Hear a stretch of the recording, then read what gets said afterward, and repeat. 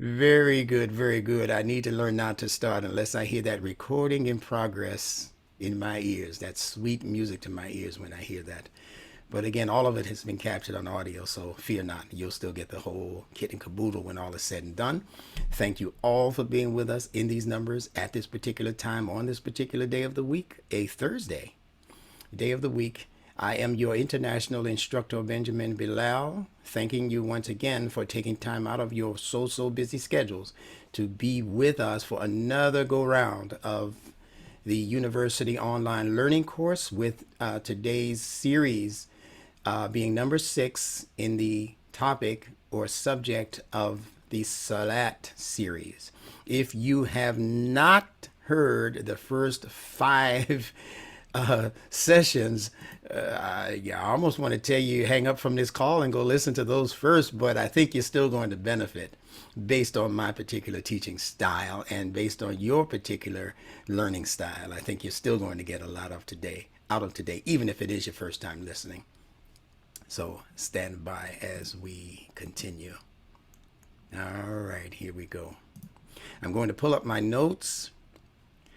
And before I do, I just wanted to conclude my points about the word Amin and Amen and Amen and all of these kinds of things that are given to us through previous scriptures, through mythologies of antiquity. These are terms that came to us particularly from ancient Egypt. This term Amen and Amen, these are terms that come out of ancient Egypt. They worked their way into popular religions such as Christianity in particular, where even Jesus in the New Testament is called the Amin or the Amen. That's actually one of the attributes given to Jesus. And that is because Jesus, although most people, especially Christians, are not aware of this, Jesus is actually a sun symbol. Not S-O-N as Christians present him, but a S-U-N symbol. He's a symbol of the rising sun. He's a symbol of the pinnacling sun. And he is also a symbol of the setting sun and what the sun does once it reaches the apex, oxymoron, the apex of darkness, meaning the underworld. So the Bible gives Jesus and his depiction in all of these different positionings, with the crucifixion representing the sunset of his life. So he's a sun symbol, and the Muslims who came after the Christians had established themselves as a deen in the earth. The Muslims chose to turn away from the proper study of the Qur'an and the wisdom, especially the new knowledge that it came to represent and to present. And they chose instead to simply follow the scholars of old, meaning the scholars from Judaism and the scholars from Christianity. And that's how Islam got the term Amin placed at the end of Al-Fatiha. They did that from studying the ancient Egyptian language and also Christian language. And I can show you almost every other idea that they've established as Islamic are not indeed from the Quran. They're actually from antiquity, based on religions of old. So this Amun Ra, Amun means closed eye, Ra means open eye. I'm going to repeat that, and I want you to repeat it to yourselves. The word Amen, A-M-E-N, means closed eye, like the eye in your head, E-Y-E. And Ra represented the sun god that gives out the light, that is open. Its light is open to all, so it represents the open eye. And in fact, it's the one that they have portrayed on the back of your American $1 bill at the top of the pyramid. That is called the Eye of Ra, sometimes called the Eye of Osiris, because both of those ancient mythological characters represent exactly the same thing. So keep that in mind. So when a person closes one eye, you've heard them say that that is a symbol of the Illuminati, the one eye symbol of the Illuminati. You've heard that. But it's not only a closed eye, it's also an open eye. So what you're doing actually is depicting the symbolism of ancient Egypt in what they were calling Amun Ra. Open eye, or pardon me, closed eye, Amun, open eye, Ra. So that's a little tidbit for you to put in your little basket, for you to take around and tell your friends and tell your imam especially. I know he doesn't know it. I'm not saying that out of any kind of arrogance. It's just that I've done a thorough assessment of where the majority of our imams in the community of Imam W.D. Muhammad I'm talking about. I've done a thorough assessment of where most of them are, and most of them are in need of where we are right now in the study of what we call nunetics. They should be front and center. They should pull their chair up. They should, if they have to knock the person out of the front row, if there's no more room, they should just take a chance and do that, because that's how badly we need this. But beyond us, the Muslim world needs this science of language called the nunetics. They need it badly, because their characters have been disturbed so viciously, actually, that they are believing that things that they're doing and things that they are saying that are totally antithetical to what the Quran has presented, they do these things with ease. They say these things as though they're in the Quran. They talk about women in a way that makes you believe that these things are in the Quran. And they have nothing to do with the Quran. And in fact, most of them are totally opposite of what Allah is asking of us to do in the Quran, asking of us to think based on what He has revealed in the Quran. When you begin to have that Quran unpacked for you, when you begin to have that outer layer that they're giving you as Quranic language unwrapped for you, and you are truly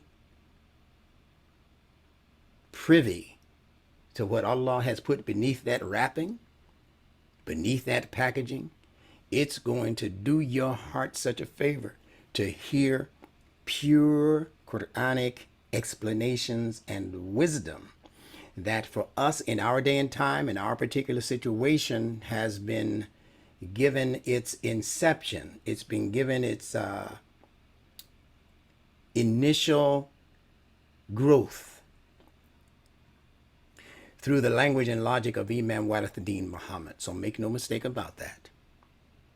The basis or the root of this wisdom is in the teachings, the explanations, what some call tafsir. I don't particularly like that word, but what people call the explanations of Imam W.D. Muhammad, the son of Elijah Muhammad. And I know a lot of Muslims from overseas, they don't like to hear us give credit to the Honorable Elijah Muhammad. Well, I'm here to say that I really don't care.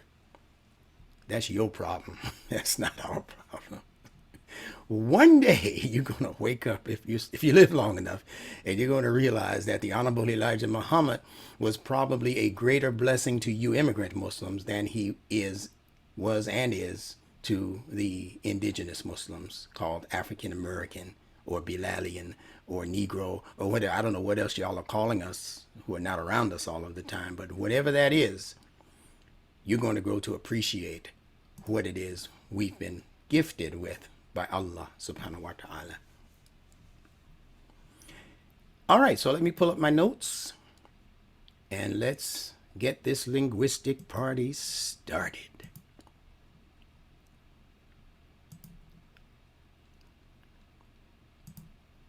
Okay.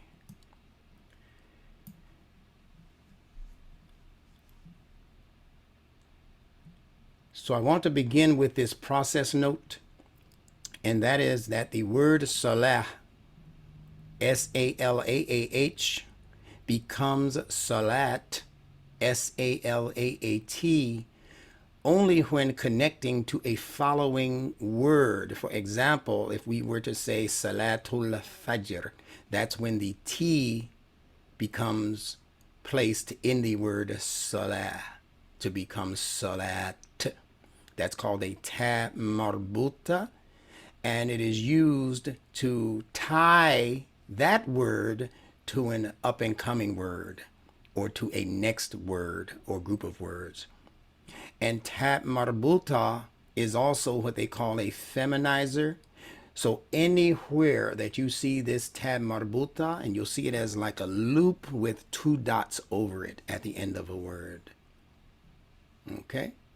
Understand that that word has become feminized, meaning that the understanding of that word is also included in what the feminine principle represents as something that takes things into itself, something that absorbs things into itself, as opposed to that which represents outgoing, an outgoing principle.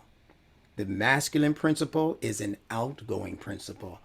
The feminine principle is a principle that takes things into itself and can actually give you back the semblance of what you took in from it. Just like a female is able to take in a masculine or male germ called a sperm and give you back something that kind of sort of resembles you and what you took, and resembles him, pardon me, and what he gave you as a gift, hopefully.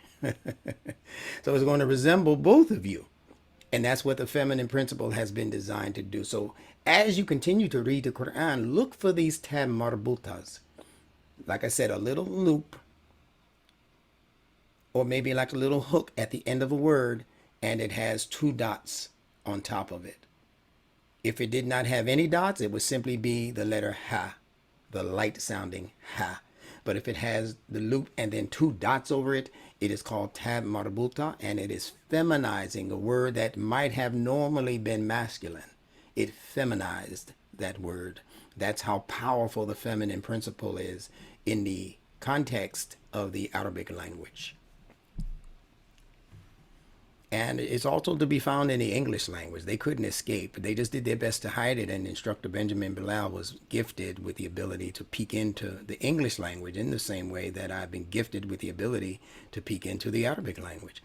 And I concluded that when the letter T is used towards the end of an English word, it also feminizes the word. So if you look at the word intellect, with a T at the end, it's because that T operates exactly as a tab marbuta operates in the Arabic language, which means that the intellect is a feminine principled thing.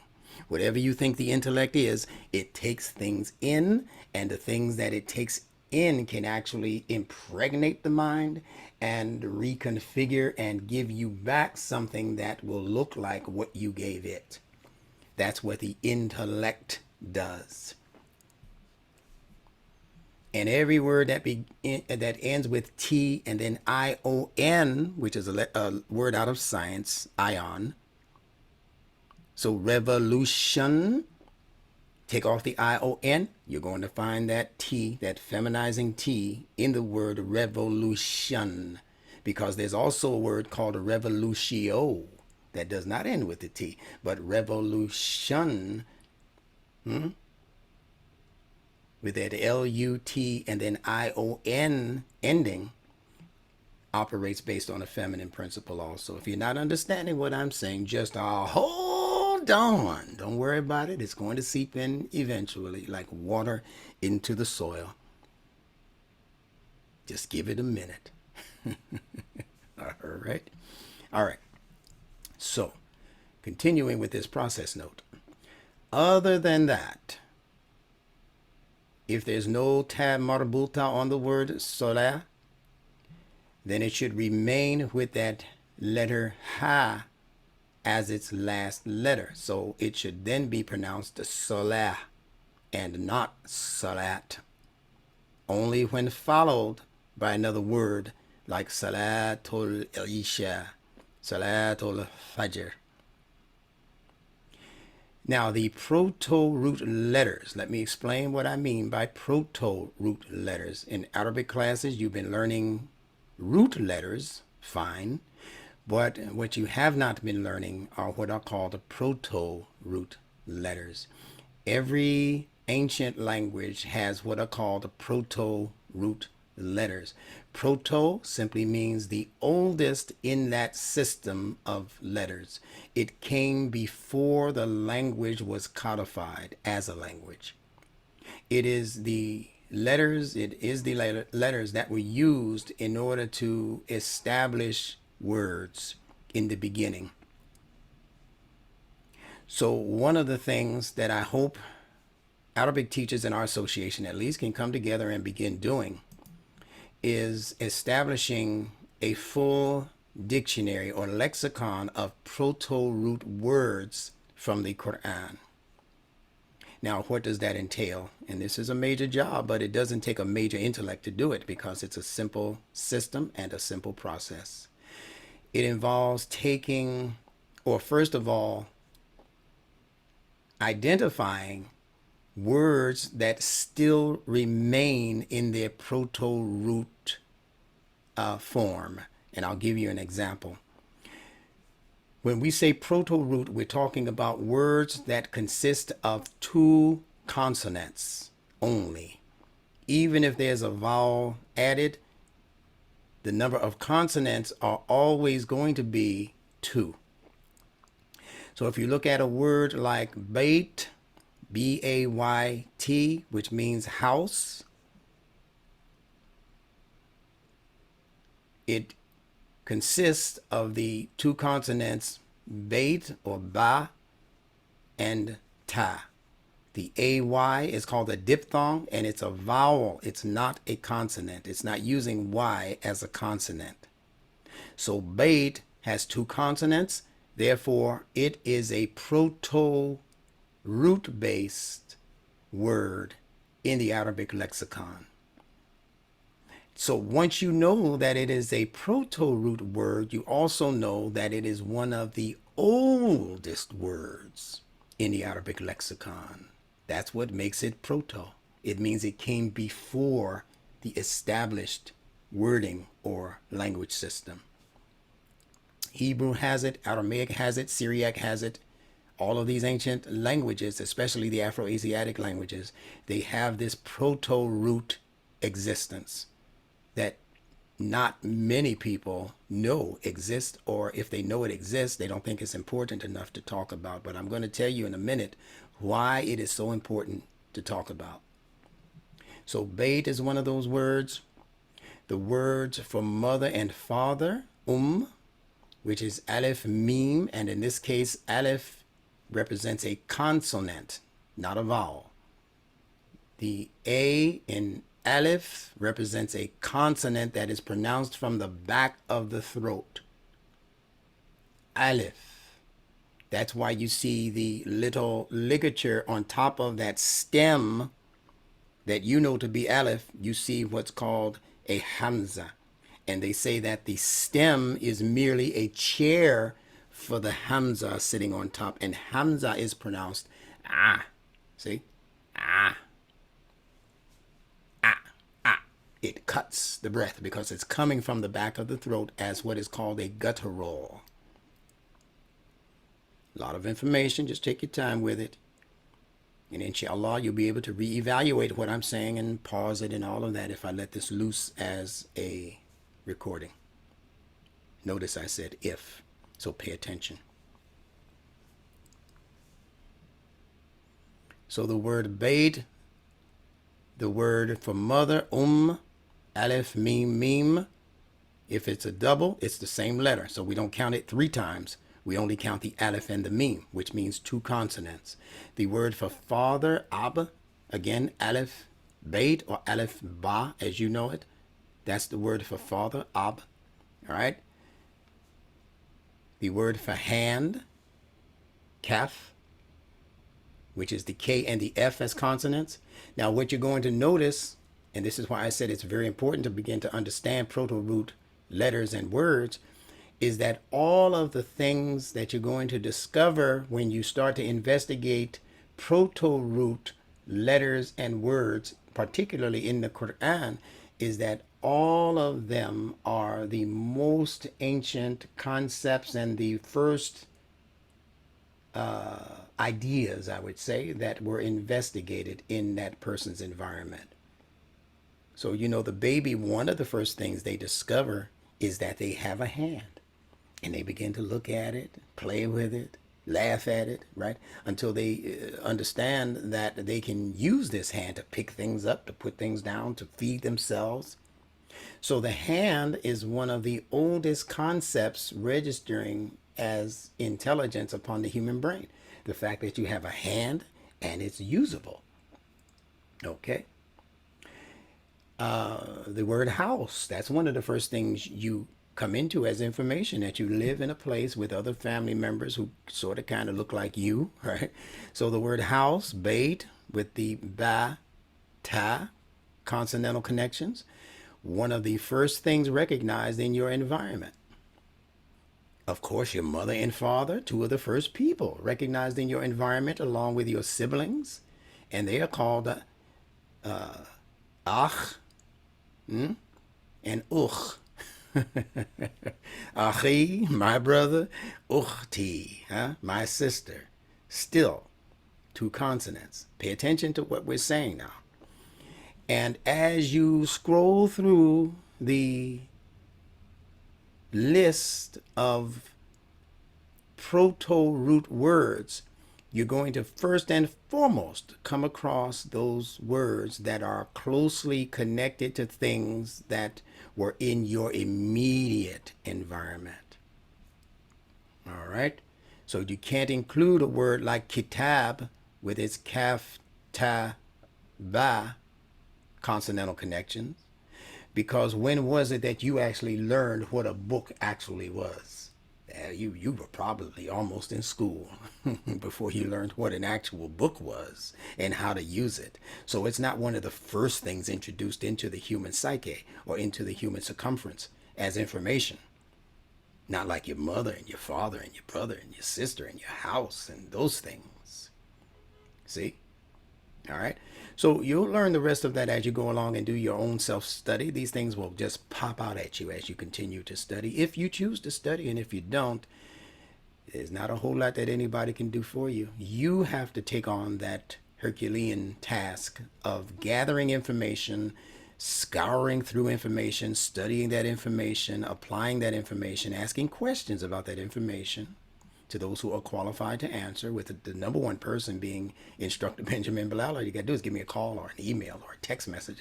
I need to know the meaning of, and many of you already do that, and I applaud you for that, and I look forward to that. You're not bothering me at all. The only time you bother Instructor Benjamin Bilal is when I don't hear from you at all. And I know you don't know all of this, so if you're not contacting me at all through text, through email, or through the telephone, you're being a lazy learner.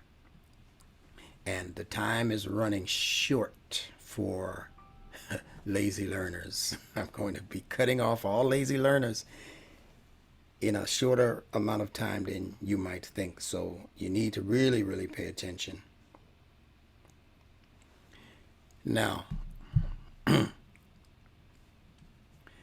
proto-root consonantal letters contain no vowels. That's the rule.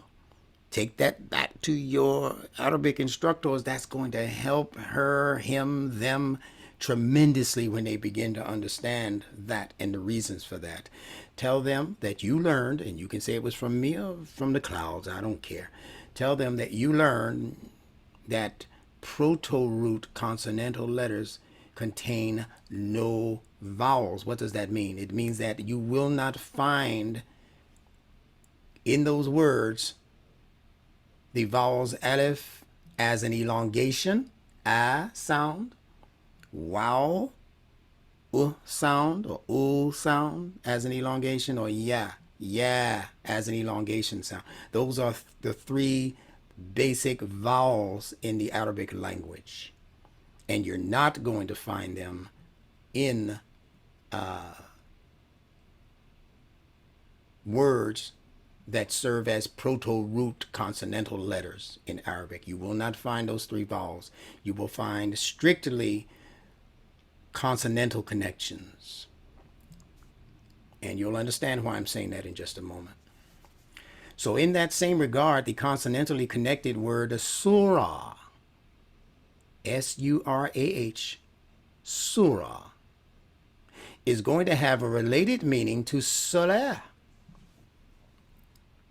The S sound in surah, although it be from a different S, the letter sin, whereas the word salah is the letter sad, but the mouth doesn't know the difference. It has to go to the same part of the mouth to pronounce the s sound. That's all the brain is registering as meaning what that sound s means. So if I say surah or if I say salat, it's a slight variation on the same part of the mouth that needs to pronounce that sound. So surah, I repeat, is going to have a related meaning to salah through the exchanging of the proto-letter lam that we have in salah, that la, that's lam, exchanging that lam with the letter ra. See? So the SL in salah becomes the SR in surah. The letters L and R are interchangeable in all languages. If you were in some of the Asian countries, they might pick up the phone and say, hello, hello. Whereas in the western part of the world, we pick up the phone and we say, hello. See? They're using the R, hello. And we're using the L, hello. Nobody's right or wrong because both of these letters are being pronounced in exactly the same part of the mouth, the upper palate. The tongue has to travel upwards to say L, and the tongue has to travel upwards to say R. With the only difference being that the L sound magnetizes the tongue to the top palate, and the R, that rolling R, it causes a trill at the top of the palate. But it's the same part of the mouth, the upper palate. So L magnetizes the tongue to the top. L. Whereas R causes a trill, which is like an electrical movement. Like a rotary movement, right? So what are you finding Allah has done right there in your human mouth? He's giving you insight into the properties of electromagnetism. So now not only do you know that the letter L is magnetic and that the letter R is electric, you also now have insight into words that you're reading in the Qur'an that actually contain these two letters. And not only in the Qur'an, but also in the English language. If I give you the word intellect again, there are two L's in intellect, which means what? The intellect must be something that is tremendously magnetic. It draws things into itself. And anything that draws things into itself is a feminine principled thing. And I told you the very fact that it has a feminine T at the end of the word, intellect, now coupled with the two magnetic letters of L, intellect, you know that that word is going to represent a feminine principle as well as a source of magnetizing. If I don't say anything else tonight, you've got your linguistic marching orders, you Nunetics learners, you. And anytime you're ready throughout the course of tonight's discourse, feel free to open up your phone and just, Alhamdulillah, or Go ahead and teach, man. I'm loving this. I don't mind you doing that. All right. Alhamdulillah. Yeah, let's keep it lively. Remember, the world is watching us. All right. So again, the words surah and the word salah are going to have a related meaning. So here are the root letters for the word surah. Listen carefully. This is from the Lane's Lexicon Dictionary. It consists of the three letters sin, waw, ra. Now look at what it means, keeping in mind what we've been discussing for the past 5 sessions in terms of what salah as an elevation and an education means. Look at what surah means. Leap, spring upon, overpowering influence, rose, elevated, ascend, mount upon. See? The adhan says, Hayya ala salah. Come lively upon, mounting upon salat, as though salat were your steed. You're about to rush into the thick of the battle upon the back of as-salah. That's why you should know that it's not this thing they're calling prayer. Somebody jump on your back during prayer, you're in trouble. Especially you staunch ones among us who think you ain't supposed to defend yourself because you didn't salam out. Yeah, there was some Sahaba that got brutally murdered believing that. So wise up, be wise. So to rush upon the head like wine, meaning how wine rushes to the brain.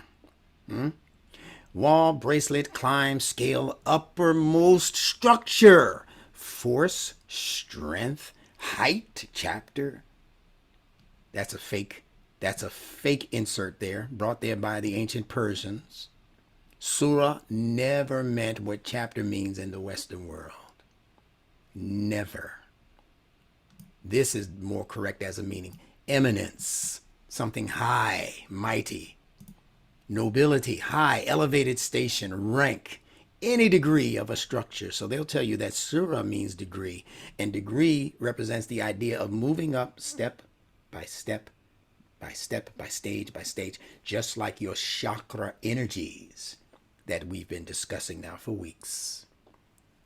So understanding that there's no Arabic word that's a true root word, or what we call proto-root word, that has a vowel, we automatically know to dismiss the wow because it serves as a vowel. Surah. That that's a vowel. Surah. The original proto-root for this word is simply the letters sin and ra. And from those two, multiple words have been derived. Let's continue. Now let us examine the connections, now let us examine the connections between the words salah, surah, and isra. See, these are things that you have not been taught to think about. But we're going to deal with them tonight. And for those of you who are not familiar with the word isra, it's the so-called night journey. It exists actually as the title of a Quranic surah. You go investigate which one. They call it the night journey. And it consists of the letters sin, ra, just like the sin, ra in surah. If you take out the vowel, sin, ra, and then they add a vowel. Yeah, I'm telling you, the vowel is not a part of a proto-root word. They added it in order to invent a trilateral, a 3-letter root word. And look at what it means: to travel during the night, to depart, to make anyone to travel, that's movement, to travel by night, to repair where? To an upland. So from these same letters comes the word sarat, which is where we actually get the word in Al-Fatiha called the sirat. Sirat, what? al-mustaqim, the sirat, or the path that goes upwards. It means rivulet, fountain, stream, and chief, the top portion, the uppermost political authority of the nation. So you can see that movement upwards. And that's Isra, the movement upwards of what they call the 7 levels or the 7 heavens that particular prophets were said to have ascended to. Now, the Arabic letter Sin represents the cleaning of the teeth. Remember that. The Arabic letter Sin represents the cleaning of the teeth, like when you brush your teeth with a toothbrush, or when the people in other parts of the world clean their teeth with what is called a miswak, M-I-S-W-A-K. It removes the particles and it causes their teeth to take on a brilliance after they finish cleaning them. And they chew on the miswak. So Sin is the chewing motion which allows the teeth to become shiny and bright like the sun. S-U-N. The English word sun is from the Quranic Arabic word sunnah, which we pronounce sunnah. So on the left, you have the brilliance, the brightness of freshly brushed teeth. And on the right, you have the brilliance, the brightness of a new day's noon sun. See? Now, the word sunnah is from the letter Sin, which consists of the letters Sin and double nun, nun, N-N. And look at what it means. It means to clean the teeth, just like the instructor told you. It means to seize with the teeth, as in biting into something. To establish the law, follow a path. Sinnun means tooth. Sunnatun and sunanun, the line of conduct or mode of life, behavior, example. This is where they get the sunnah of Muhammad the Prophet. Dispensation, masnoon, that's in the Quran. Allah said he created every human being, hama'in masnoon, that means place of the sunnah. It means formed, made, molded into shape. So why are they getting excited about one man having something called a sunnah? They get all excited.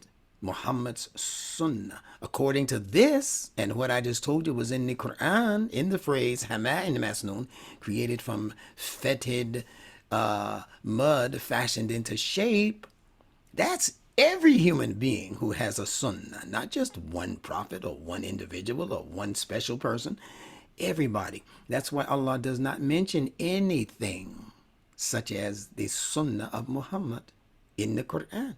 You will only find that in man-made hadith. Never ever in the Quran. You will find, though, the sunnah of Allah, sunnatullah, in the Quran. So that's another question to go back and ask your mufti. It's another question to go back and ask your ulama and your imam and your sheikh and your whoever. You need to ask them, since sunnah of Allah is in the Quran and the sunnah of Muhammad is not in the Quran, how come we're not learning more or anything in most cases?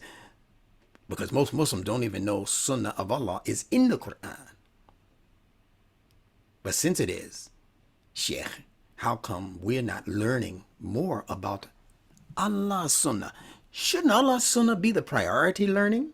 And then if there's such a thing as the sunnah of Jesus or the sunnah of Moses or the sunnah of Muhammad, we should learn that secondarily, man, right out the gate after we take Shahada. We should be learning about the sunnah of Allah. That's in the Quran, I think about 14 times or so. Whereas the sunnah of Muhammad is in there 0 times.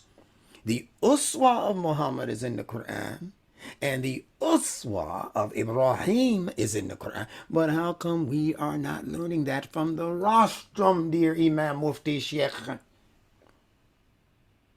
Ulima? How come we're not learning that on a regular from the rostrum if you're reading from the Quran? The Uswa of Muhammad. Ask the average Muslim. I challenge you to go to the masjid and ask the average Muslim outside of Imam Muhammad's association, because all of us should know this answer. Ask them, what does the Uswa of Muhammad represent? And just see what they give you as an answer. What is the Uswa of Ibrahim? And how come Muhammad and Ibrahim are the only ones where the word Uswa is attached to their names as people? And wait for your answer. And be prepared to give them the correct answer, because more than likely they're going to give you an erroneous guess. Even if they know, or I should say, if they know what Uswa means to begin with. If not, we are here as instructors, not as criticizers, not as pompous, well, we know and you don't, and that's not our position at all. Our position is to see what it is people know, and if we know something that they don't, that they should know, that's important information, then we share that information with them. And likewise, if we're listening to them and they're presenting cogent information that we need to know or should know, then we humble ourselves and we ask for more information on that which they are sharing with us that we did not before know. And that's how the human experience becomes enhanced. That's how human social nature becomes increased and enhanced, through sharing, exchange. So you see the rest of that. Masnoon, polished, shiny, and bright like the face. So if you're following and will continue to follow something called the Sunnah of Muhammad, at least allow it to match what the Sunnah is in the Fitrah. And the Sunnah is what gave the English world the word sun, S-U-N. And the sun gives us two major gifts. They are light and heat, warmth. So if you're practicing the so-called Sunnah of Muhammad, then when I am in your immediate presence, I should be able to walk away with what I call light or enlightenment. Something you taught me, something you pointed me to, that kind of thing, where I'm like, wow, I didn't know that, brother. That's a wonderful finding. And I'm happy you shared that with me. I'm that much more enlightened now that you've taught me that.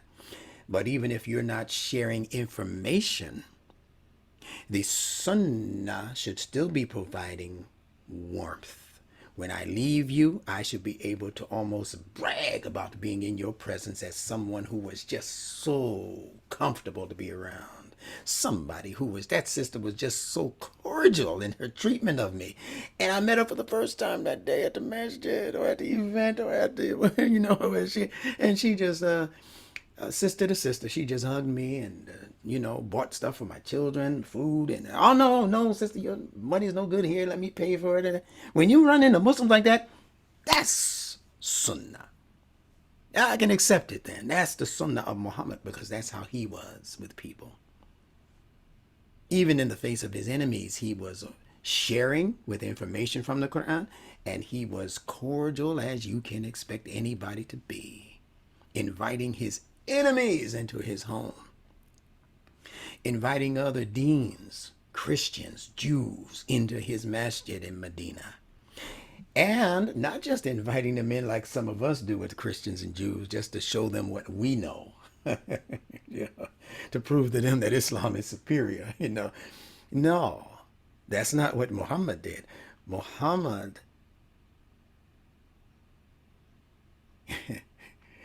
he gave a sleepover. Today's equivalent would be if you invited Rabbi this one and Pastor the other one into the masjid and said, listen, man, bring your sleeping bags, homies. We staying over tonight because we got a lot of stuff we got to talk about. See, when we get to that point where we can invite other religious communities into our worship space, quote unquote, and say, man, bring a pillow, man, because everybody's off this weekend. Let's break some bread and get into some real nitty-gritty discussion. And if you don't agree, Lakun, dinakun, dinakun, wali din. You be to your din and we be to our din. It's no big, there's no, you know, it ain't hurting us and we ain't hurting you. If you disagree, maybe you'll agree with what I said today. Maybe you'll agree 6 months from now, maybe a year from now. And maybe I saw things wrong and something you said I might agree with next week. Who knows? But if we do not have this level of exchange, none of this will ever happen. Let's continue. So the letter seen on the abstract level alludes to the pondering or the chewing in the intellect on information. That's the letter seen.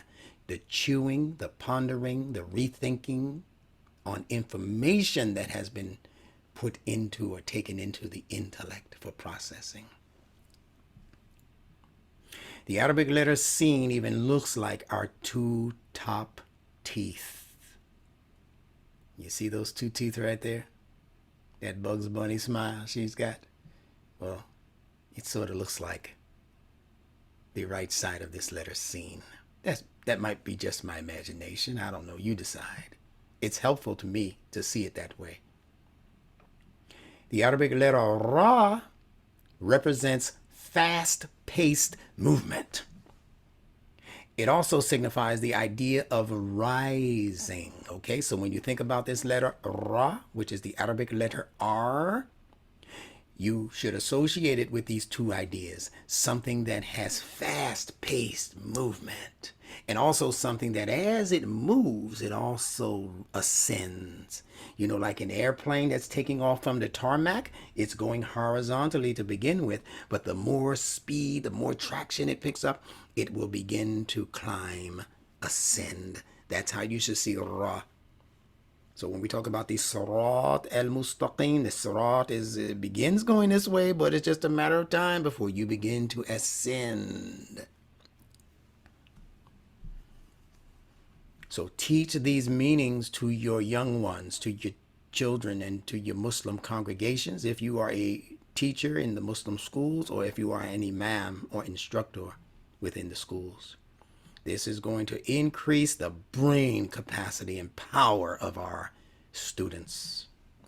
Just knowing what I've taught you thus far.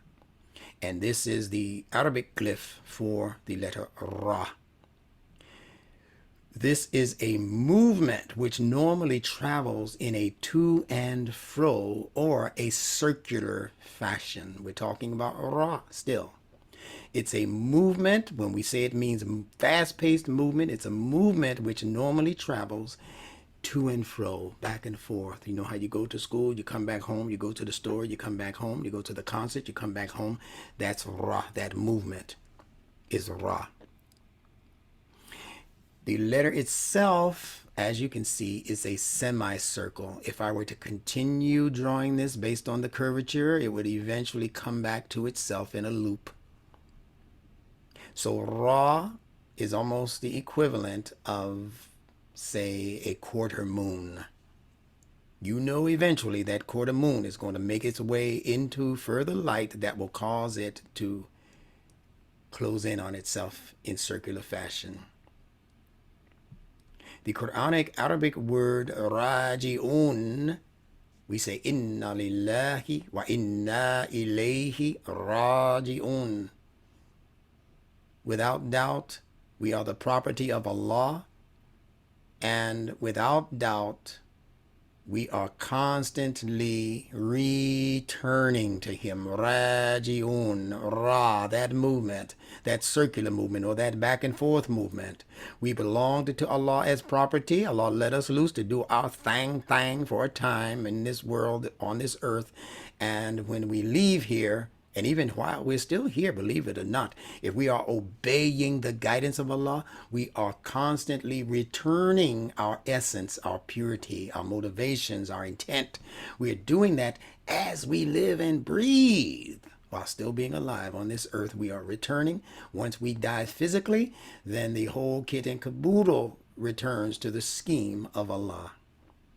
And that's told to us in this word, raji'un. If I were to tell you what this J means, you'd see it right away. But that's not the lesson for today.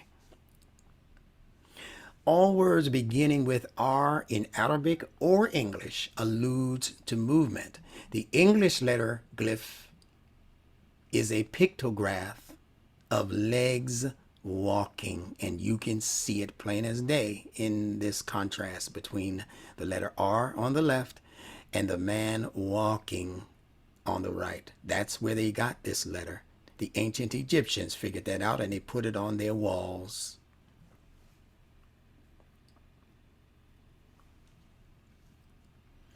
The words race, run, rip, ride, river, rodeo, rampage, etc. All of them allude to fast-paced movement as well as to rising. In Arabic, the word for legs in motion is rajul. Rajul. Here's a picture of what rajul looks like. Legs in motion. Symbolically speaking, according to the language and logic given to us by Imam Warathuddin Muhammad, he told us that the legs are symbolic of moral and rational logic. Do you see how deep the Imam was? He didn't stop to give us the details as to how he came to that conclusion, but Instructor Bilal was able to figure it out and pass it on to you guys. And now all of you can explain this 1, 2, 3, ABC. Because logic is related to the word leg. The LG in logic is related to the LG in leg.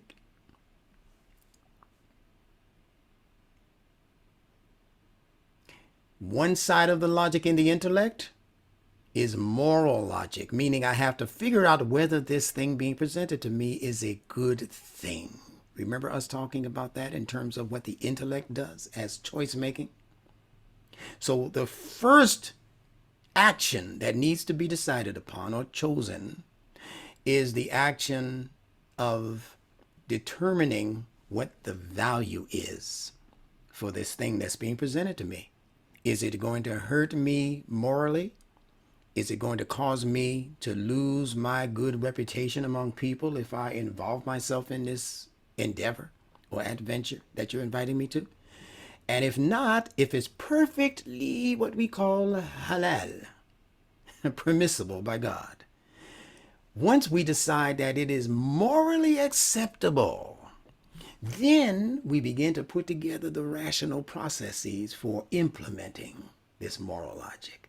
Now that we've all decided that this is a good thing for ourselves, our family members, our community members, now let's not just stop at saying it's good. Let's go forth and say, now, how do we rationally implement it? So the rational logic is the second leg. The moral logic, as Imam Muhammad taught, is the left leg.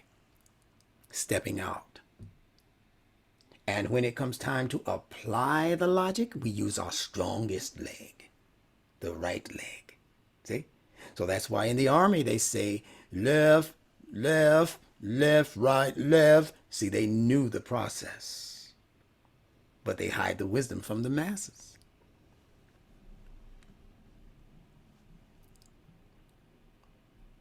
The weaker always precedes the stronger. So stop thinking that the Muslims of old are the strongest Muslims in history because they lived in the time of Muhammad. They're always going to outpace and outdo and outthink us 1,1500 years later. What the hell do we know about Islam? It was the Sahaba under Muhammad. Well, according to some of their hadiths, that's not true. Muhammad longed for the day, or for the opportunity to be with the Muslims in the future. He said, because they would have believed on me without having seen me. They would have accepted the Qur'an without having been in my physical presence. You knuckleheads, some of you, are right here in my physical presence, and you're trying to do things to actually undermine my leadership as prophet. And you see me. I'm responding to your hypocrisy. Not all of them, but too many of them. So he wept according to this hadith. And they said, "Oh, dear holy apostle, why are you weeping?" He said, "Because I long to be with my Sahaba." They said, "But should I be the one to tell him, Umar? Hello, here we are. We're your Sahaba." He said, "No, not you guys." I'm talking about the ones who will come after you, way after you, who will follow my guidance without having seen me or been in my presence or seen my smile or anything. They would be so enamored by the message of the Quran that they will be diehard followers of Al-Islam. And that's why it's reported that he said in his last major address that those who are present, let them take it to those who are absent. Perchance they may be better than you. Does that sound like the earliest Muslims were the best suited and best fitted Muslims for all times? Does that sound like that to you? Maybe I'm missing something. And maybe you can explain it to me. If you open up your phone, I'll accept your answer. Or just email it to me. I'll give you my email address at the end of this discourse. But that certainly doesn't sound like the most fit Muslims forever. And then almost as soon as Muhammad the Prophet, the prayers and peace be upon him, and his mission and his message, almost as soon as he wasn't even cold in the ground before Muslims that were under him directly saw him with their own two eyes, worked side by side with him, building stuff, establishing stuff, fighting wars. These people almost immediately after his passing began warring against each other.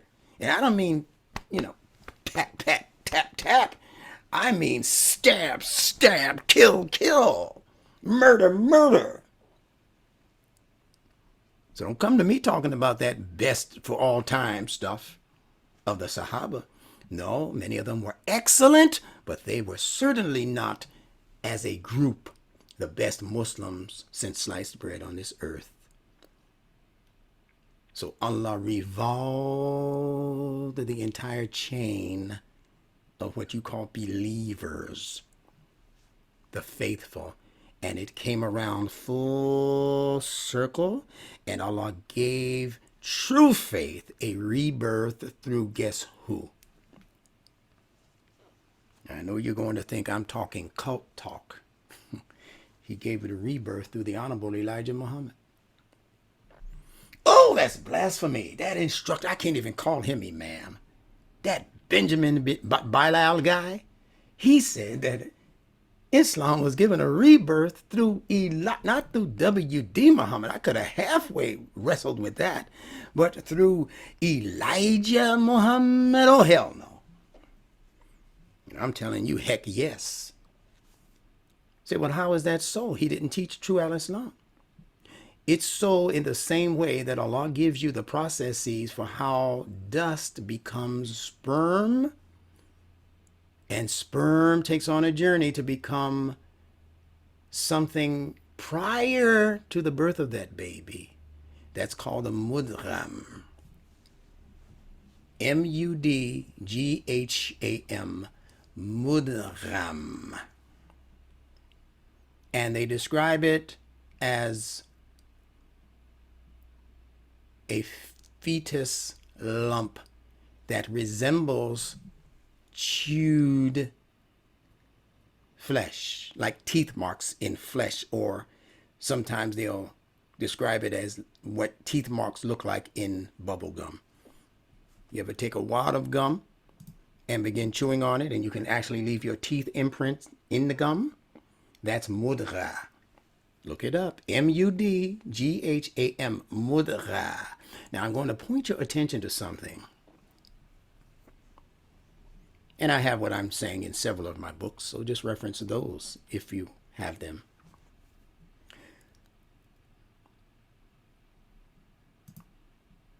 The Honorable Elijah Muhammad was taught by his teacher, Mr. W.D. Farad, Wallace D. Farad, that black people, quote unquote, were people who were, and I'm going to paraphrase him, stuck in the mud. Just stuck in the mud. And he had to reach down into the depths. He taught Elijah to do this. Reach down into the depths of the black community and pull these people up out of the mud. In fact, that idea of mud was so entrenched in Mr. W.D. Farrad's teachings that he actually gave Elijah Muhammad the pronunciation for the word Muhammad as Muhammad. M-U-C-K-M-U-D. Muck. These are signs from Allah, so that you'll be able to make your way without scholarship having to hold you by the hand. Instructing signs. Muck mud.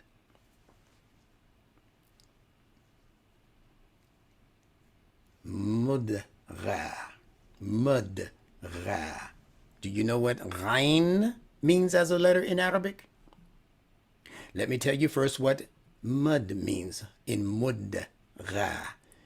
Any time in any word in any language that you see the combination letters M and D, in this case it would be the mim and the dod. The M and the D always, every single time, has to do with the idea of stretching and expanding. Like mud does. Mud, you put it down, you lay it down, and then you can stretch it out across the platform, right? Mud. It's beautiful when you understand it. And Ra is from the letter Ghain, Ghayn. What does the letter Ghain mean? The letter Ghain is related to the letter Ain, with Ain coming first. And Ain literally refers to the eye, E-Y-E, Ain, from the back of the throat, Ain. Ain also refers to the contraction in the throat, especially if your voice or your words are being curtailed or being stifled or being cut off. That effort on the part of you to get that out of you, that language, those words, that plea out of you, is called the Ain. And it also means fountain, like the fountain in the park that you go to and you press it or you pull it, the lever, and the water has to come from where? From all over the way underground, right? From all over the way underground, and it has to travel, and then finally push its way up into the pipe to meet your lips in order to quench your thirst. That's Ain also. So they call it fountain. They say also the tears that run like fountains out of the eyes when the eyes become worn or tired or frustrated or emotionally burdened, and the eyes begin to water out of emotions in the depths of the soul, just crying. That's also the letter Ain. That's why it begins with a guttural, a straining letter. Ain. All right? So, mud, something being stretched forth and spread out. What's being spread out? The imposition in the communication. Ain. What does that Mr. Elijah Muhammad mean about us white people being devils, born devils? From birth, from a baby in the womb, he said our people are. I can see learning how to become a devil after we're born. I can't agree that God would make our people devils in the wombs, and even our unborn children, he said, are also devils. See? That's the stretching out of the obscure. He taught that everywhere he went. That's the stretching out, the covering. They do that with manure too. They spread it out right across the field, but it helps the flowers grow.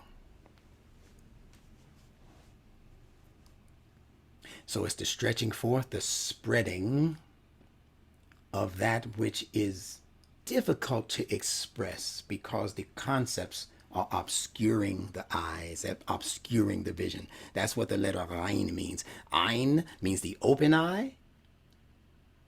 Rain means you can hear it in the pronunciation that the letter and its sound is being muted or obscured. You know, when you're trying to get something out of your throat, that's the Rain. See? But it's obscuring the Ain. Rain. Rain. See? So it's the obscuring of the vision. So did Elijah Muhammad have 100% Islamic vision? Heck no. That vision was being obscured in the process of him spreading a message that stank up the place like manure, but that was also used for building new structures like mud is used to fashion new bricks.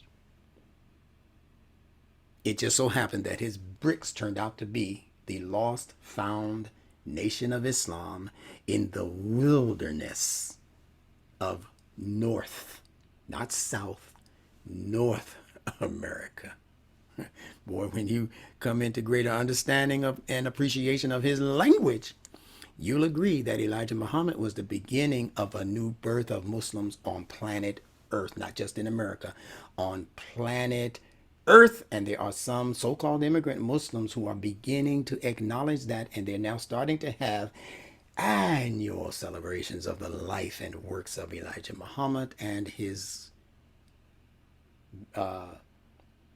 number one teacher at the time he was in the Nation of Islam. That would be Malcolm Shabazz, called Malcolm X.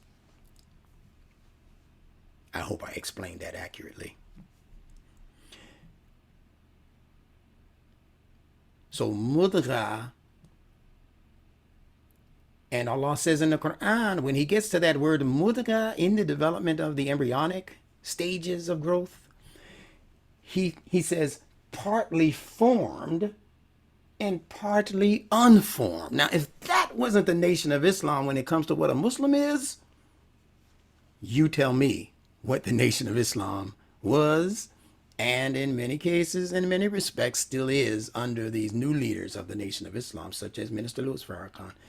They are practicing a form of Islam that is partly formed.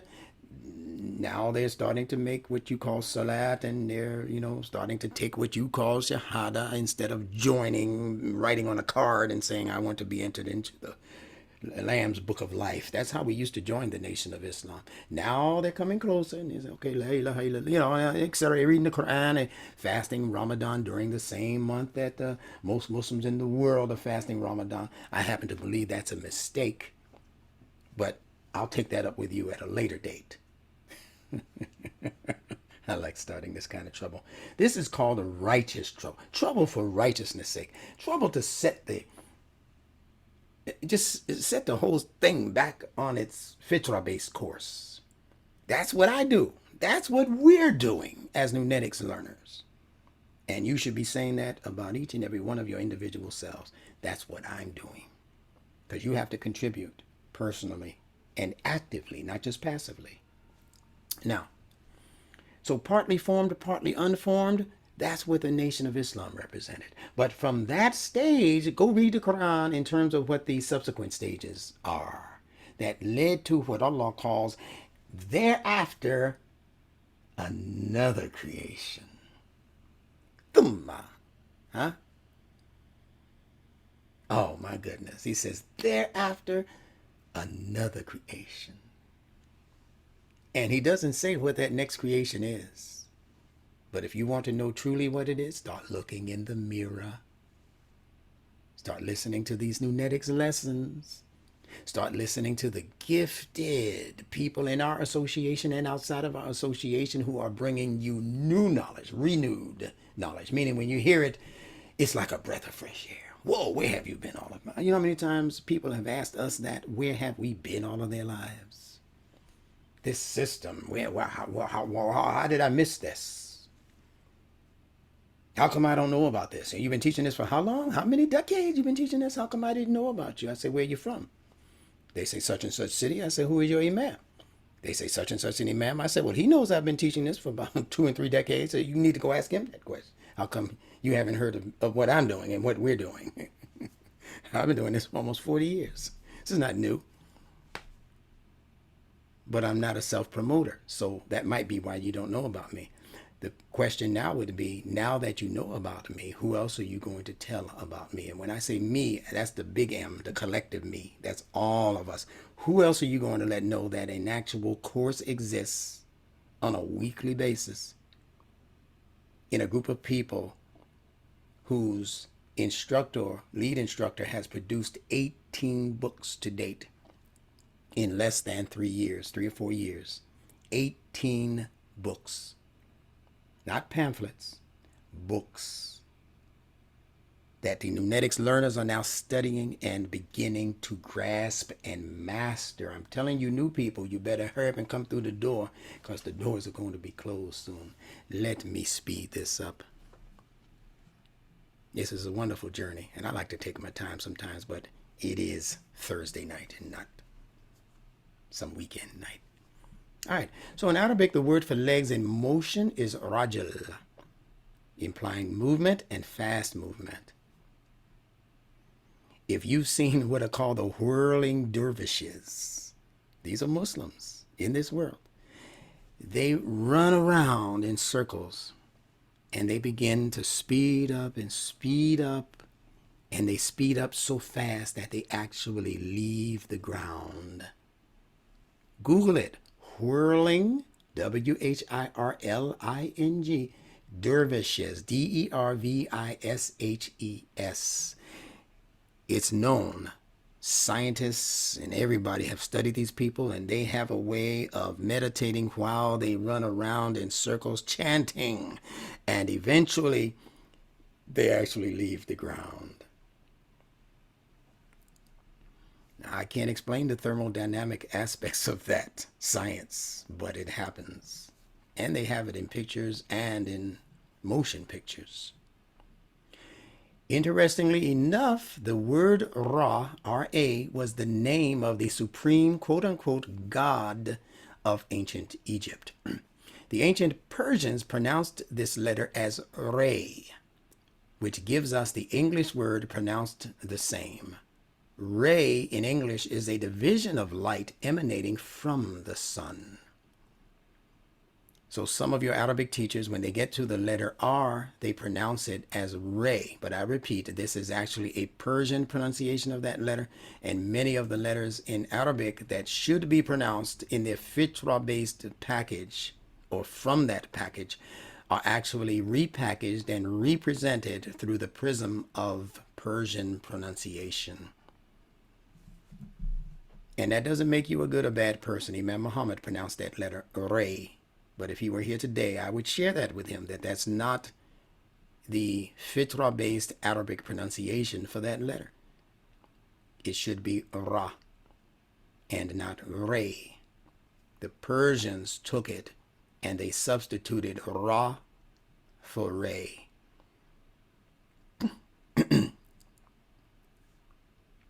So this is Ra, the so-called sun god with the sun disk balanced upon his head. You should already be starting to understand the true meaning of the prophet's Isra, other than the fairy tale version given by corrupted and or misguided scholarship. It's the same for the name Israel. We spoke about this in the last class. This is just a refresher. The name Israel, as it's given in the Quran, and the name Israel, as it's given in the Hebrew Bible, are speaking to the same phenomenon. It is describing the upward journey, what's called the Isra, of who? El. See, it's the Isra, which is a surah in the Quran called the Isra, the night journey. But it's the Isra of El.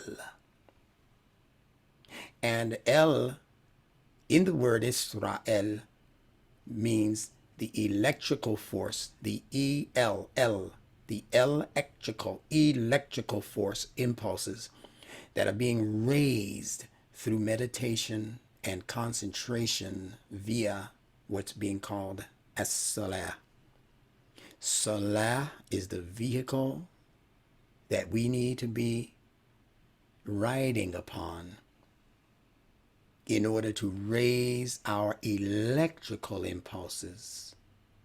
And it's done through the course and the disciplines connected to proper meditation. I'm not just talking about some guru experience, closing your eyes and seeing yourself in some far distant land after smoking on some stuff. I ain't talking about that as meditation. No, I'm talking about what the word meditation itself implies in the first three letters that we discussed. M-E-D, that M-D, there it goes again. It means to spread. So meditation means to take a focal point and begin to expand that focal point. Begin to concentrate on that focal point until it becomes totally embedded in the psyche. Meditate.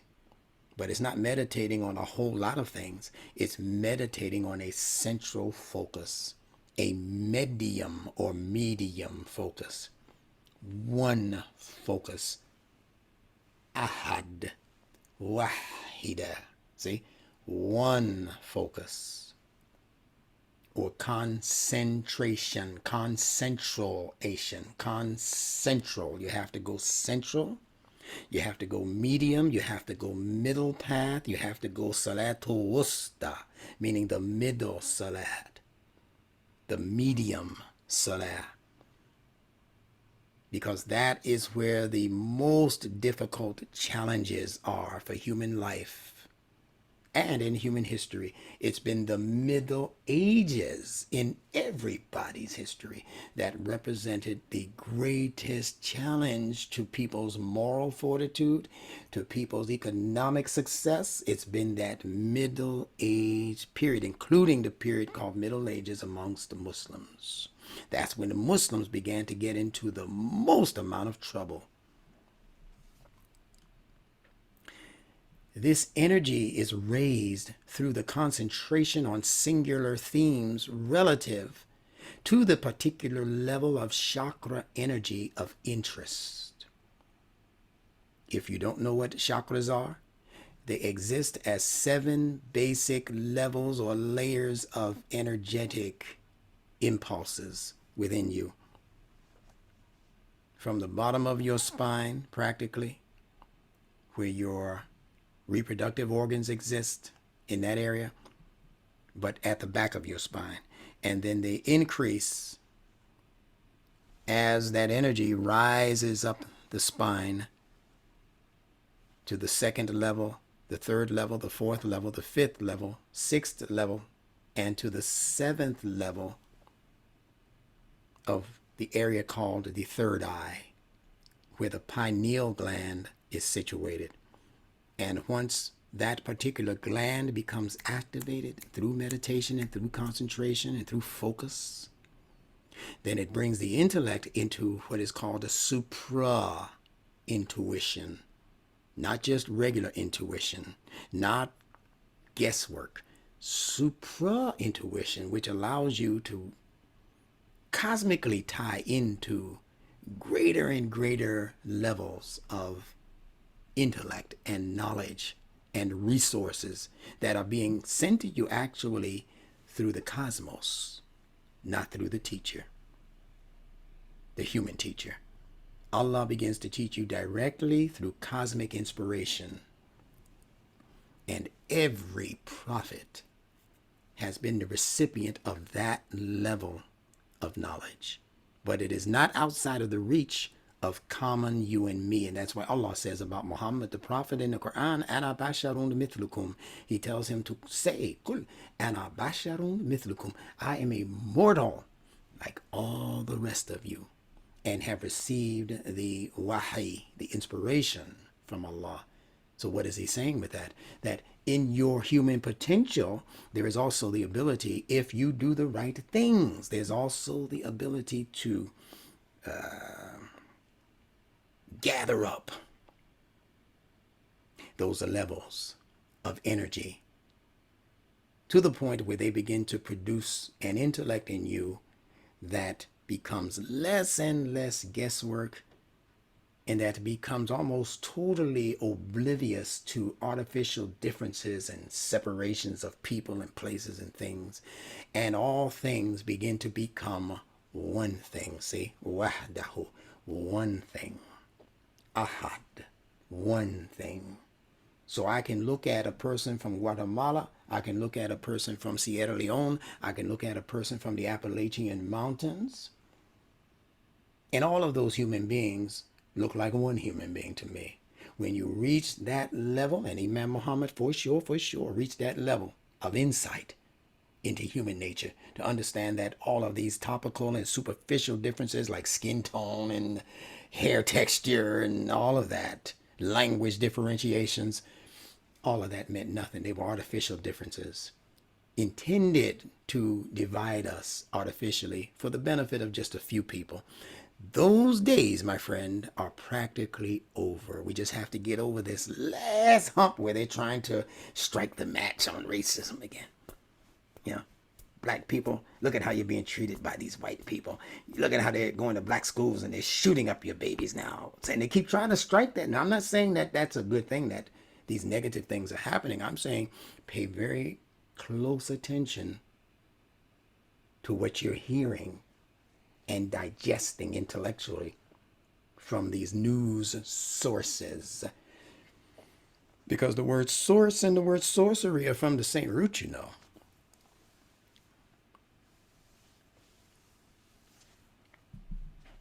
Moving right along.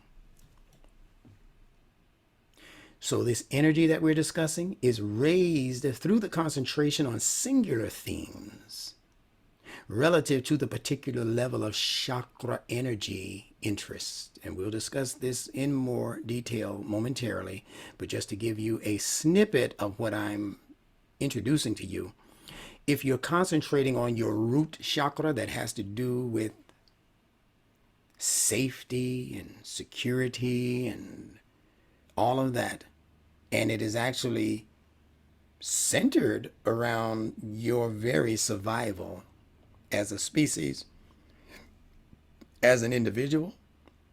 When babies are born, they're not concerned about you. Babies are concerned about self. The Honorable Elijah Muhammad said, do for self. That's why I said he's in the line of this progression. He just happens to be at the starting line. He and his message was invested in all of the things that your root chakra represent as an effort to keep you here long enough for the subsequent levels of development to kick in. So he spoke about food, clothing, and shelter, all of the things that newborn babies need all over this world. Most of his decoration was through the color red, such as the root chakra is given the color red. All of the temples of Islam, the rugs, the backs of the chairs, the national flag, the star, moon, and whatever, the moon and crescent to a crescent and star, whatever it was, red. Because red is the color of the root chakra. Mr. W.D. Farad, the teacher of the Honorable Elijah Muhammad, was not from Mecca, Arabia, as you think he stated. He really didn't say that. He had shrewd language. He didn't say he was born in Mecca. See, somebody say they from somewhere, it doesn't mean they were born there. If you ask me right now, where you from, Bilal? Oh, I'm from North Carolina. But I wasn't born in North Carolina. I was born in New York. So it's the same thing. I'm from Mecca. He was from Mecca, Arabia, born in 1877. It said, now not necessarily that he was born. He wasn't giving us physical descriptions of himself and other people and other things such as Yaqub, and those weren't physical. Those were metaphysical ideas that he was sharing with us, hoping that one day someone would be born into the world who would be able to digest the elaborate scheme that Mr. Farad had left to be unraveled, and therefore not wanting to take a chance. He encouraged Elijah and Clara to have a baby. And when they did, he said, name him, he's going to be a boy, name him after me, Wallace D. He's going to be the one to help you, Elijah, when he turns 40. And he didn't even mean 40 physical years when he said 40. The man was a master metaphysical teacher. Mr. Farad, I'm talking. And Elijah Muhammad grew to be a master metaphysician. Masters of symbolism. And Imam W.D. Muhammad was a greater master than the two of them put together when it came to breaking down symbolism. There wouldn't be an instructor, Benjamin Bilal. There wouldn't be most of you who are still out there teaching in this association. Absolutely, you know. I don't care how many of you were ministers in the Nation of Islam. You would be nowhere near where you are now if it were not for your concentrated study of Imam W.D. Muhammad's language and logic. Recording in progress. Alhamdulillah. Yeah, feel free. If you want to record me from your side, hey, even better. You listen to me right away instead of the hour that it takes for me to send this back to you. Some people can't wait, and I don't blame them. Feel free. Alhamdulillah. Appreciate you for that. So, the root chakra is concentrating on your material needs. So in your meditations, if you want an increase in the quality of your material needs, your central focus, I'm still talking about the true meaning of Salat, your central focus will be on material needs. But don't try to jump from there to think about emotional needs, or to jump from there to think about academic needs. You focus on one energy supplement at a time and concentrate on it and see it as though you already have what it is you're asking for. And I can almost guarantee you, if you remove all of the impediments out of the way that are lingering in your subconscious mind, and we're going to show you how to do all of that before we conclude this topic. If you learn how to remove all of the impediments, all of the sideshows and the distractions and all of those things, and you're able to enter into a meditative pause, hopefully somewhere in the dark, a dark room, in the bathroom, I don't care where it is, as long as it's clean, and begin to concentrate on that singular desire, Allah says that He will make it manifest. When they ask you, speaking to Muhammad, about me, meaning Allah, I am near. I respond to the petition of every person who asks of me. And then Allah asks the question, how many will respond to my call when I call? And that's the only stipulation. In fact, Allah will still answer you even though you're not answering His call. If you just think about answering His call, Allah will still answer your call. Allah is the CEO, de facto president of the entire universe and all that it entails. He don't have to stop and take the time to answer you. You're just a janitor. But the way that ayah is phrased, it is stating that with all of Allah's power and force and will, that when the janitor says, I need to speak to the boss, is that possible? And Allah hears that from His office. He pushes the minions out of the way and He comes to answer you directly. I answer the call of every petitioner. And then I'm going to ask you to respond to my call. And my call has nothing to do with doing me any favors. My call has to do with how much you are invested in improving the condition of human life and life on the planet. Alhamdulillah. And Isra is a journey that is always upwards. The il ending on Israel represents the God force.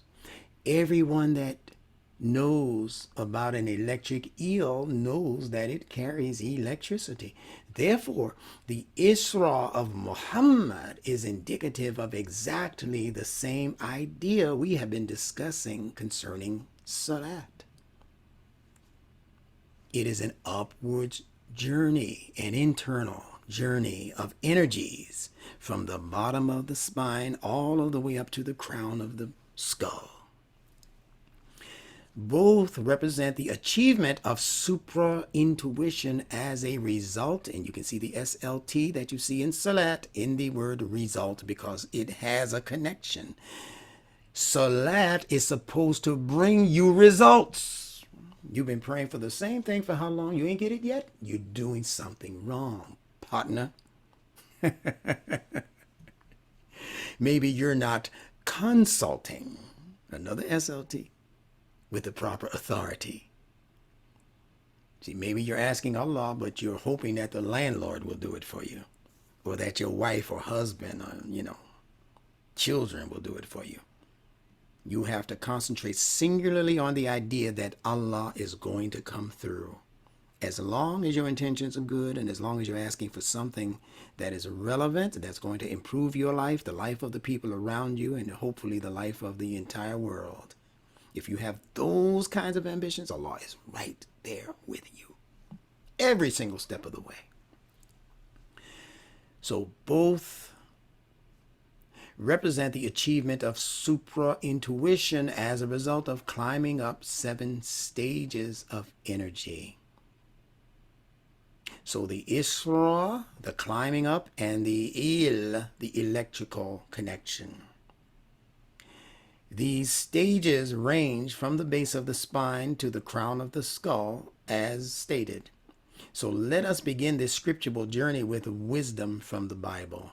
This is from the book of John 19, verse 17. And this is the New International Version. Pay attention. Verse 17 says, carrying his own cross, speaking about Jesus, he went out to the place of the skull, which in Aramaic is called Golgotha. The word Golgotha in the Aramaic language is translated here as place of the skull. And that's the place to which Jesus carried his own cross. Let's see what this means. The Bible is telling us in cryptic language that crucifixion takes place in the mind that they're calling skull. It says that Jesus was crucified between 2 thieves. Most of the time you think about the crucifixion of Jesus, you think about just the singular person, Jesus on the cross.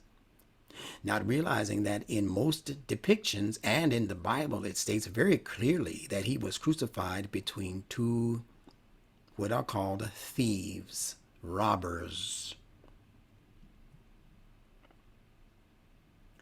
These 2 thieves are known as the Ida and Pingala.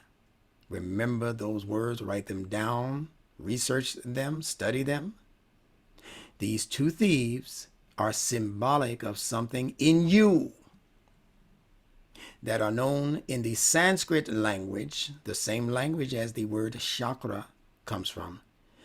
This is known as the Ida, I-D-A, if you're on the phone, and Pingala, P-I-N-G-A-L-A.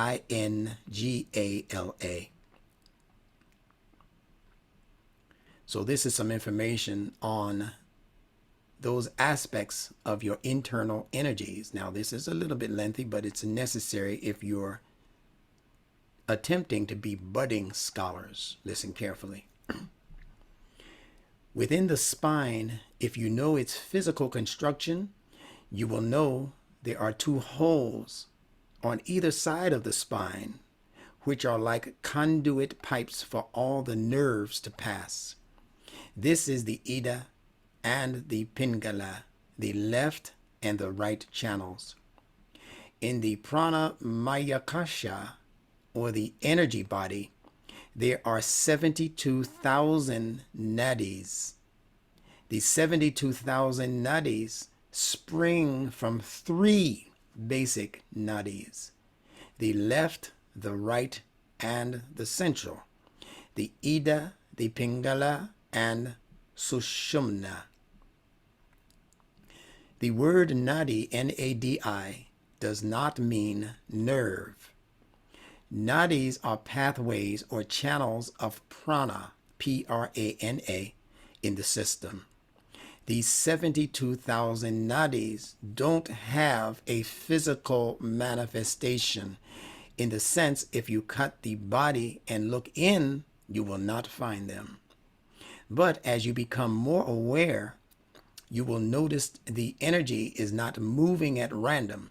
It is moving in established pathways. There are 72,000 different ways in which the energy or prana moves.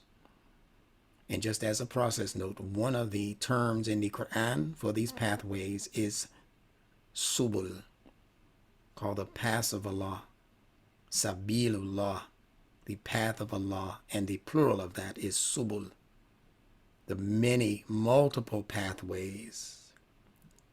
Continuing the quote, only when energies enter into Sushumna, life really begins.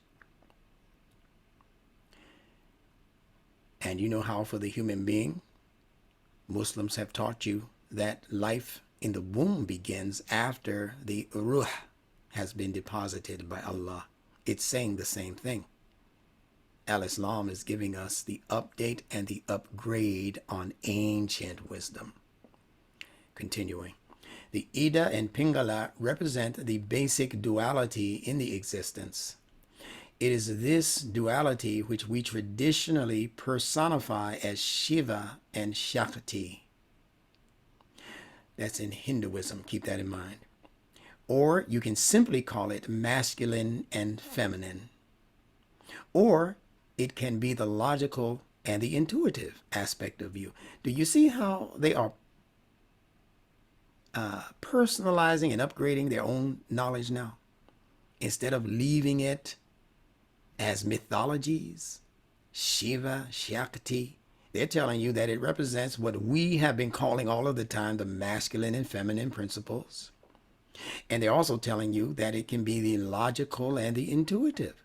So what does that mean? It means logical means the same thing as Shiva. And that intuitive means the same thing as Shakti. So when you read about these mythological characters and what they do, you can immediately connect it to what logic and intuition does. Isn't that wonderful? And understand that logic is masculine. Remember we said leg, logic, rijal, male, legs of moral and rational logic. And intuition is feminine. All of these ties are waiting for you to discover and explore. Continuing. It is based on this that life is created. One more thing.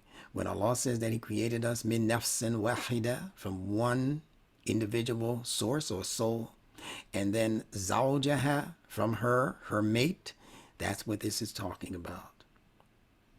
Same thing. When those powers or energies are mated, that's when the masculine and feminine counterparts appear. Initially, everything is packaged into one product, nafsin wahida. Continuing, in the beginning, everything is primordial. There is no duality. But once creation happens, there is duality. When I say masculine and feminine, I am not talking in terms of sex, about being male or female, but in terms of certain qualities in nature. And by the way, this is the infamous, not the infamous, pardon me, the famous guru called Sadhguru. If you haven't heard of him, we'll deal with him at a later date. Certain qualities in nature have been identified as masculine. Certain other qualities have been identified as feminine. You may be a man, but if your Ida is more pronounced, the feminine may dominate in you. You may be a woman, but if your Pingala is more pronounced, the masculine might be dominant in you.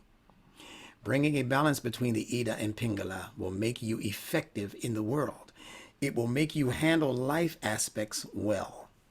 Most people live and die in Ida and Pingala. Sushumna, the central space, remains dormant. But Sushumna is the most significant aspect of human physiology.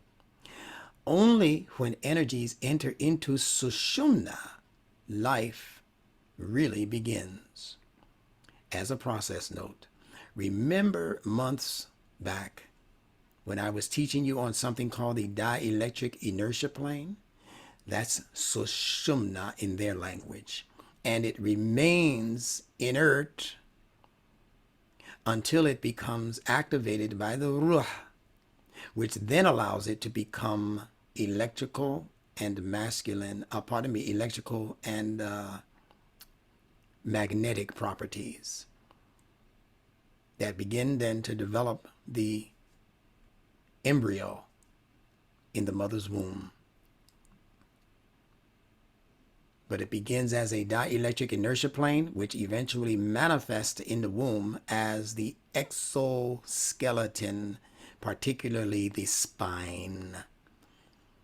The exoskeleton is the first manifestation of life in the mother's womb, and the first organ that manifests life in the mother's womb is the heart. It's such a beautiful set of instructing signs that Allah has placed in us, above us, around us. But Allah says most people go on heedless. Pay no attention to the instructing signs. Continuing. Vairagya. Fundamentally, Sushumna is attributeless. It has no quality of its own. It is like empty space. If there is empty space, you can create anything you want. Once energies enter into Sushumna, we say you attain to Vairagya. Raga means color. Vairag means no color. You have become transparent. If you become transparent, if what is behind you is red, you turn red too. If what is behind you is blue, you turn blue too. If what is behind you is yellow, you turn yellow too. You are unprejudiced. Wherever you are, you become a part of that, but nothing sticks to you. Only if you are like this, only if you are in a state of Vairag, then you will dare to explore all dimensions of life when you live here. Now, I want to point your attention to some hadith that have been causing quite a stir among the Muslims for about 1,000 years. And that is the hadith that speak to the 72 virgins that a male Muslim who dies a martyr's death, will experience in the Jannah or in the paradise. 72 pure virgins who the men can go into any given night, and when they awaken the next day, she returns to her original virgin state. And it is said in the mythos of these hadiths that they want you to believe is literal fact, but are not. They say that these women are so beautiful that their eyes are like pearls. They call the Huri, and they say that their eyes are like pearls. And they give a description of her skin. They say that her skin is see-through or transparent. You beginning to get these connections in these myths? Her skin is see-through, transparent. And she returns to this state of virginity every single morning, unscathed, unaffected, by the night before. And silly men are sitting around here believing that that's going to be their prize and that there will be 72 of them. Remember what we said a moment ago about 72,000 nadis that occupy your body? Those energy centers, that's your 72 virgins. And they are renewed every morning because your mind is thinking new thoughts every morning. So now, if you want to believe that these are 72 physical see-through women, that's nasty. I wouldn't want to see through women in this life.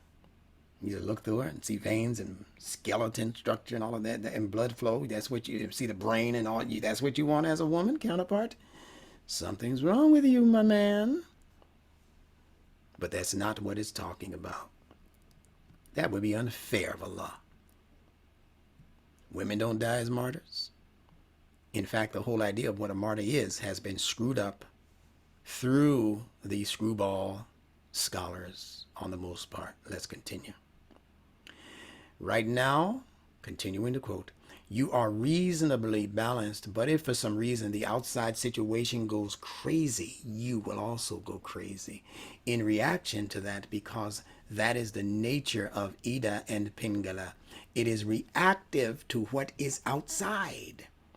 But once the energies enter into Sushumna, you attain to a new kind of balance, an inner balance where whatever happens outside, there is a certain space within you which never gets disturbed, which is never in any kind of turmoil, which cannot be touched by the outside situations. Only if you create this stable situation within yourself, you will dare to scale the peaks of consciousness. End quote. Who told us that they were in that state before they left here? Imam W.D. Muhammad. He said, I am in peace and no one can disturb my peace. That's an actual quote. And he said it on many more times than one time. I am in peace and no one can disturb that peace. I didn't understand it when he said it. I'm beginning to understand what that means. I haven't reached that level. That takes some work.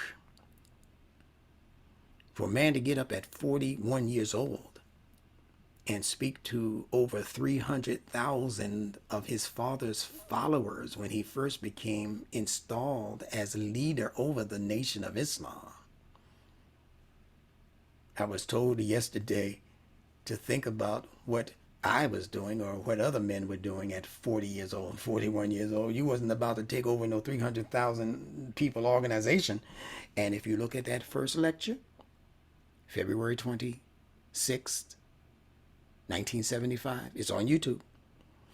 Look at how composed Minister Wallace D. Muhammad, I should say Supreme Minister at that time, Wallace D. Muhammad was. Look at how he stood there with his hands behind his back, just surveying the field, picking up frequencies from the audience, addressing major concerns of that day and time that are still major concerns, even more major in this day and time. He talked about how the society itself was falling apart in its vital seams. So we're just living in an escalated version of what Imam Muhammad peeped in 1975 and before that. Don't downplay the gift that Allah gave us through instructions coming from Wallace D. Muhammad, son of Elijah Muhammad. Both of them honorable. Now, back to my words. In the Qur'an, prana energy, P-R-A-N-A, energy, begins as the breathing intellect called nafs in the Qur'an. Created us min nafs in wahida. They translate that as soul. But it's saying the same thing. It's giving us the upgrade on this ancient Vedic and Hindu concept of breath called prana. It's breathing, but it's breathing in the intellect. Your intellect has to breathe. If your intellect begins to become stifled, and choked out, that's when you have situations like the ones you have around the country now, where people are walking into grade schools and just letting loose with bullets. Their intellects have been choked out. Their nafs has been severely distorted and disturbed. So prana begins with breathing exercises to make sure that the portals of the intellect remain open and clear. That's the nafs. And it culminates with the advanced or the graduated spirit known as ruh. So our initial development is in the pranic levels of energy related to the nafs. That's your first level of soul development. And those are the initial grades that you have to graduate from before you can reach the higher levels of what is called the ruh. So the word nafs, and I've capitalized the consonants because anytime you see N and F, nun and fa in an Arabic word, it's going to have to do with breathing. Allah created us from nafsin wahida, that means breathing intellect. Sin means the intellect. The intellect has to breathe. It has to take in information and it has to give out its findings or its communications in order to live. That's what the intellect is designed by Allah to do. Take in, but not just keep it in. You can't just breathe in and not breathe back out. It has to breathe out what is good for the environment. It takes in what is good for itself and it breathes out what is good for the environment, the trees and the plants and the horticulture and agriculture and etc. That's what the intellect is constantly doing as it churns on information. And the word ruh, it equals the upwards movement of breath. Remember, ra means movement, fast-paced movement that eventually takes a trajectory upwards, like that airplane leaving from the tarmac as we described. So that's ruh, the upwards movement of ha, that heavy ha, that represents heavy breathing. And heavy breathing only happens as a result of heavy labor. So if you're not laboring hard, if you are not laboring repeatedly, then the ruh that is sent to you by Allah has no playground to work in. It has no workspace to work in. You yourself have to be committed to hard tasks. And sometimes the hardest task is to think. Just think. Some people will start sweating as they think about certain things. But that's the ruh, the movement, the upwards movement of breath. Ruh does not exist in the lower chambers of the lower soul. That is the space occupied by your nafs, the first three levels of chakric development is nafs energy. The root chakra, the sacral chakra, the solar plexus chakra. We'll get more into the details in a moment. That arena of three-stage development, does that sound familiar? 3 stages of development. That arena belongs to your nafs. When you go up to the 4th level, which is the heart level, the green chakra, and you begin to calculate the 3 that exist above the chakra, with the chakra, above the heart chakra, with the heart chakra being the medium or the middle point, the wusta, salatul wusta, the middle salat. There are 3 above that equaling 7. And the 3 above that is where the ruh exercises its domain. You Muslims and others who take the time to understand the depth of what I'm presenting to you are going to be the most sought after intellects on planet Earth in less than 3 years. But that is only if you study it and ask questions and challenge it, if you will. You are going to become the most sought after intellects on planet Earth. And depending on how science evolves, maybe on a few other planets also.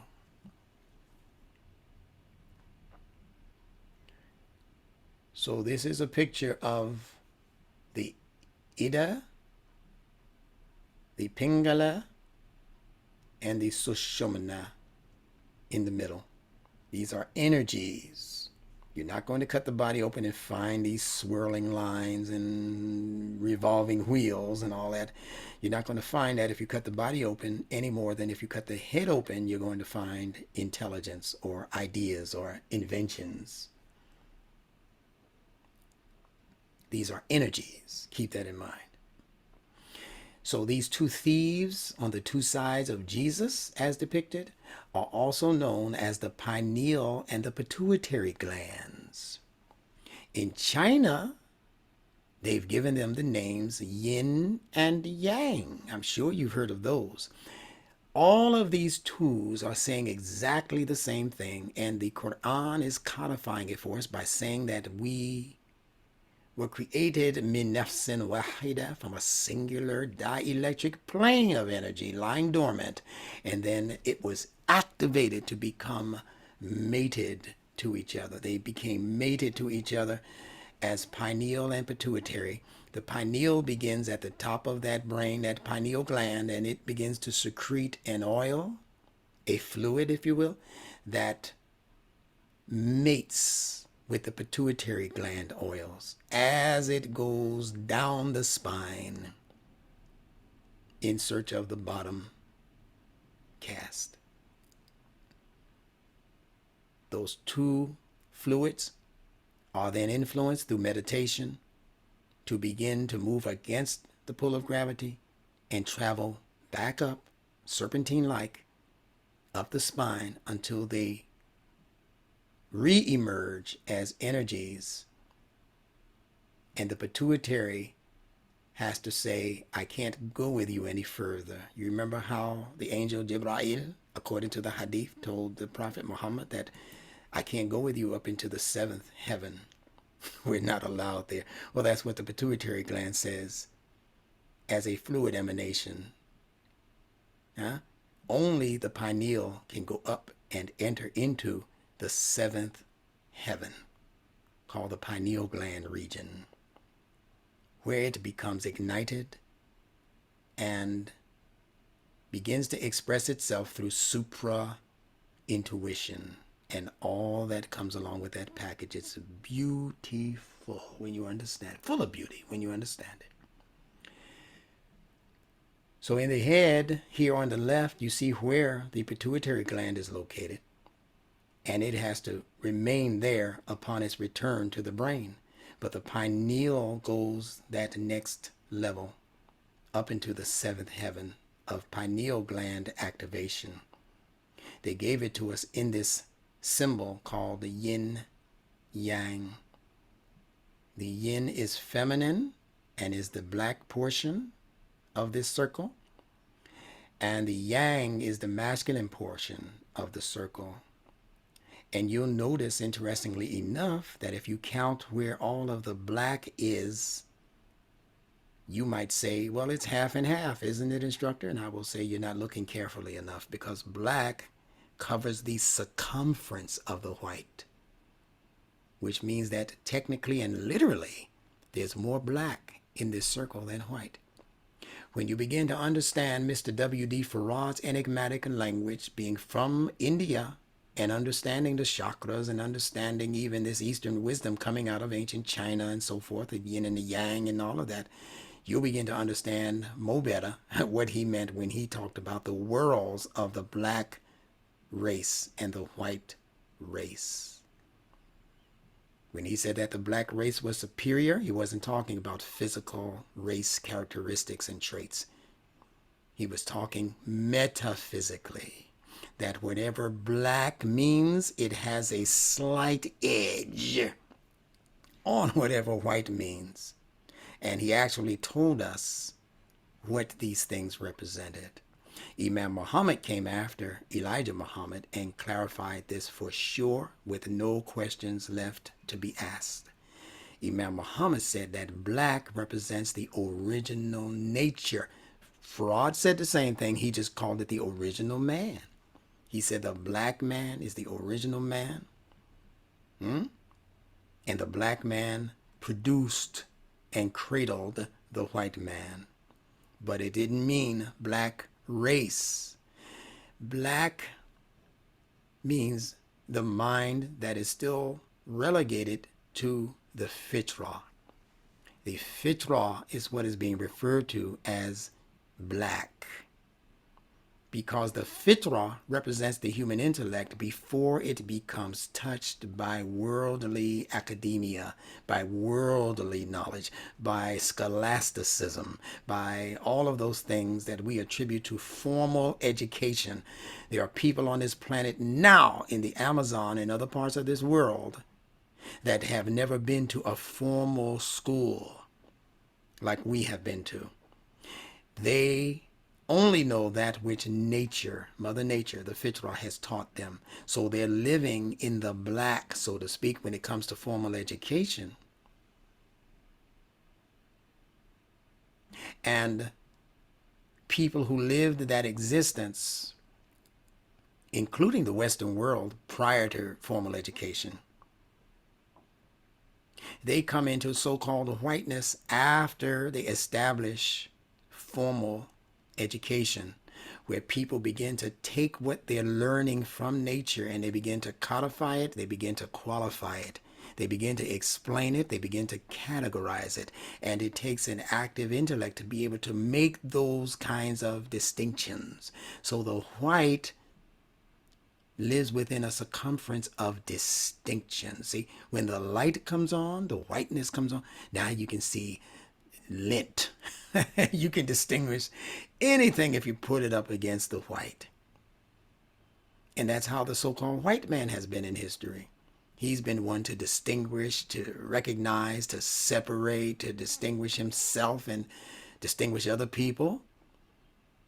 And he took it into left field, took it to an extreme, and got completely away from his original fitrah-based nature to the point where he became what Mr. Farad called grafted. Grafted.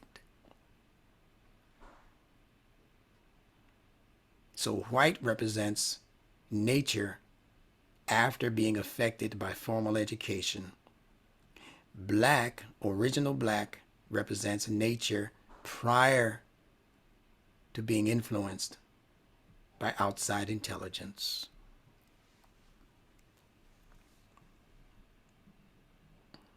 Jesus, being in the middle, represents the position of Sushumna.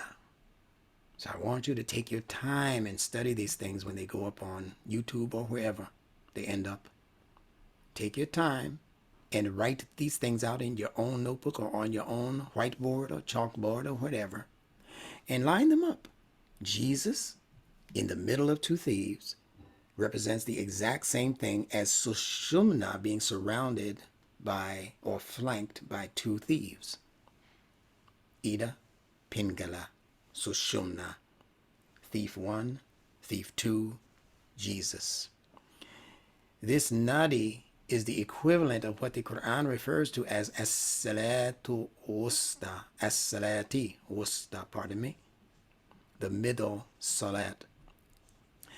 The third eye pineal gland, which sits in the middle of two hemispheres in the brain, it's speaking to the same fitrah phenomenon. So now you don't have to be spooky, Christian, with the explanations of Jesus to people. You can say whatever you believe of Jesus as a historical figure. You can say, well, Jesus is so profound, child, that Allah put a Jesus right in the middle of my brain. That's Jesus, and that Jesus needs to be crucified so that the resurrection in me can take place. I mean, you can explain this all kinds of ways, Mr. Christian Preacher. I've given you your next 100 preachings on Sunday or whatever day. So the third eye, pineal gland, in the Quran is called the Ainul Yaqeen, the single eye of certainty. And it's also called the single eye prior to the Quran. In the Bible, it's called the single eye. Let's look at both of those references. In the surah called At-Takathur, the piling up, which is Surah 102, Ayah 7, Allah says, Thumma latarawunna, pardon me, latarawunnaha, ayn al-yaqeen. Thereafter, thumma, or again, you shall see it with certainty of sight. And this word, letarawu,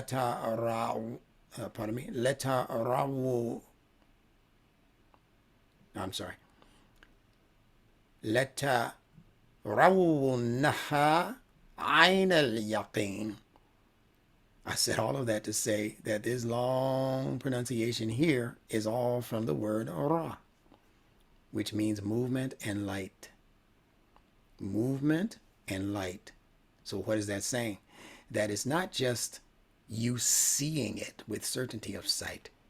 When you see it, you're going to be encouraged and maybe even forced to move upon it. It's light. It's fast moving, quick thinking, right down to modern times. You remember that? But Ainul Yaqeen, Yaqeen means something that you don't just know topically or academically, but you know it in the deeper recesses of your subconscious mind and motivations. The letter Qaf always means the back of the head, which alludes to the subconscious mind and what has been implanted there through the fitrah and through the world. Yaqeen, el-yaqeen, certainty of sight. Ayn, eye, E-Y-E, ayn al-yaqeen, the eye of certainty. In the Bible, in the book of Matthew 6:22, it says, and looking at them, Jesus said to them, quote, with people this is impossible, but with God all things are possible. The eye is the lamp of the body. So then, if your eye be single, your whole body will be full of light. So says Jesus in the New Testament. So Jesus was speaking to the single eye, not the cyclops. He was speaking to a phenomenon that he had learned in his journeys into India and other parts of the world, Egypt and other parts of the world that understood this single eye phenomenon. And he clocked it into his presentations to his followers in telling them that the eye is the lamp of the body. He's not talking about, he didn't say your eyes. He said the eye is the lamp of the body. So if your eye be single, pineal, your whole body, your whole existence will begin to exude light. Now we have the Sushumna, but I'm going to pass that because I spoke on much of that already, including the 72,000 that these hadiths are calling 72 virgins. See, they are channels within the invisible or the subtle body, the see-through body, that in Hinduism is called the pranayama kosha. Pranayama kosha. When the Quran gives you words and names like Maryama, it's also giving you insight into these ancient concepts like prana, yama, Maryama, Maryama. If you can't make the full ablution, they say make tayammun. See the yam permeating these words? They're giving you insight and further explanation and clarification of these concepts that have been made obscure in history because the high-ups decided to hide the wisdom from the low-downs in their estimation. So we'll go past this. The two thieves are thieves because they steal your peace of mind. That's why they are robbers, according to Christianity. They steal your peace of mind in that they are in charge of your daily thoughts. And your daily thoughts are positive, but your daily thoughts are also, in fact, some psychiatrists and psychologists now say that most of your thoughts in any given day are negative thoughts. So one of those robbers goes to heaven with Jesus. Jesus said, I see you in heaven, but this other dude is way on his way to hell. Those are your negative thoughts, your self-flagellating thoughts, thoughts that are just beating yourself up for practically no reason at all. You did a small blunder and you're blaming yourself for the world spinning in the wrong direction. They call it low self-esteem. They call it evil thoughts lurking in the brain. You know, you looked at some woman and, you know, in your mind, you're looking through her dress, not just to her dress. You know? And now you're home and just asking for all kinds of laws and all kinds of forgiveness and all kinds of because you saw a picture of a half-naked woman on a poster in the subway. Oh, astaghfirullah. But that same person will get on the subway, ride home, turn on Netflix, and watch all manner of filth, including people getting shot in the head, stabbed in the arm, in the back, brains blown out, and they call this entertainment. But you see how silly we become? With these two physical eyes, we might see something or somebody on the street, and oh, I'm not supposed to be looking at that. Hey, child, cover your eyes. And that same 10-year-old comes home with you. And you expose that child to all kinds of filth on the television and in the music. You know he's in there listening to his songs talking about them bitches and hoes. And what he do to bitches and hoes. And you won't even stop in there to say, do you know your mother was a woman? Do you remember that? She's still living, you know. She's right there in the kitchen cooking your goddamn dinner. Is she one of those bitches that your songs are talking? No, Dad, but you know what, this music. Okay, it's not what we're here for tonight, but definitely a subject for another night. So there are two thieves stealing all of the time, meaning occupying your thoughts. These are thoughts which register on the CNS, the central nervous system, located along our spine, and which becomes affected by any stimuli, meaning any information that comes in through any of or combination of your 5 basic senses when they input information into the brain. Our thoughts are filtered through these two energies. Ida, Pingala. Ida, Pingala. Our thoughts are filtered through these two energies. And in order to silence our thoughts, we must crucify these two energies. That's all that story means. It has nothing to do with physical people 2,000 years ago being hung on a physical cross next to a physical Jesus. Nada, nothing to do with that. It's talking about two energies that steal your life force because it is forcing you to concentrate on nebulous thoughts, things that just pop into your head that become major concerns, although they're no concerns of yours. You minding other people's business, that kind of stuff. Thoughts that just kind of float in like clouds and occupy your brain space. Tire you out just thinking about what other people are doing, being in other people's business, who other people have as husbands and wives and girlfriends and children and wealth and money and physical material things, and you worrying about what everybody else got, and they spending no concentration on how you can get what they got if you wanted it, as long as it's not the only thing you want. These thoughts are crucified through meditative pauses. See, being fixed. Meditative pauses. They're crucified during the day as or through what is called in the Quran as Salah wal Dhikr. The Salat and what is called the Dhikr, D-H-I-K-R, sometimes spelled T-H-I-K-R, Dhikr. And these two processes allow this centralized energy to expeditiously move up the spine, delivering its fluids back to their pineal gland origins. So there are two separate fluids, literally, and there are two separate energies that are winding their way back up like a snake, like a serpent, until it reaches the bottom level of the brain stem, and then it becomes differentiated. The pituitary goes back home, and the pineal journeys just a little bit further into the seventh heaven, where it came from.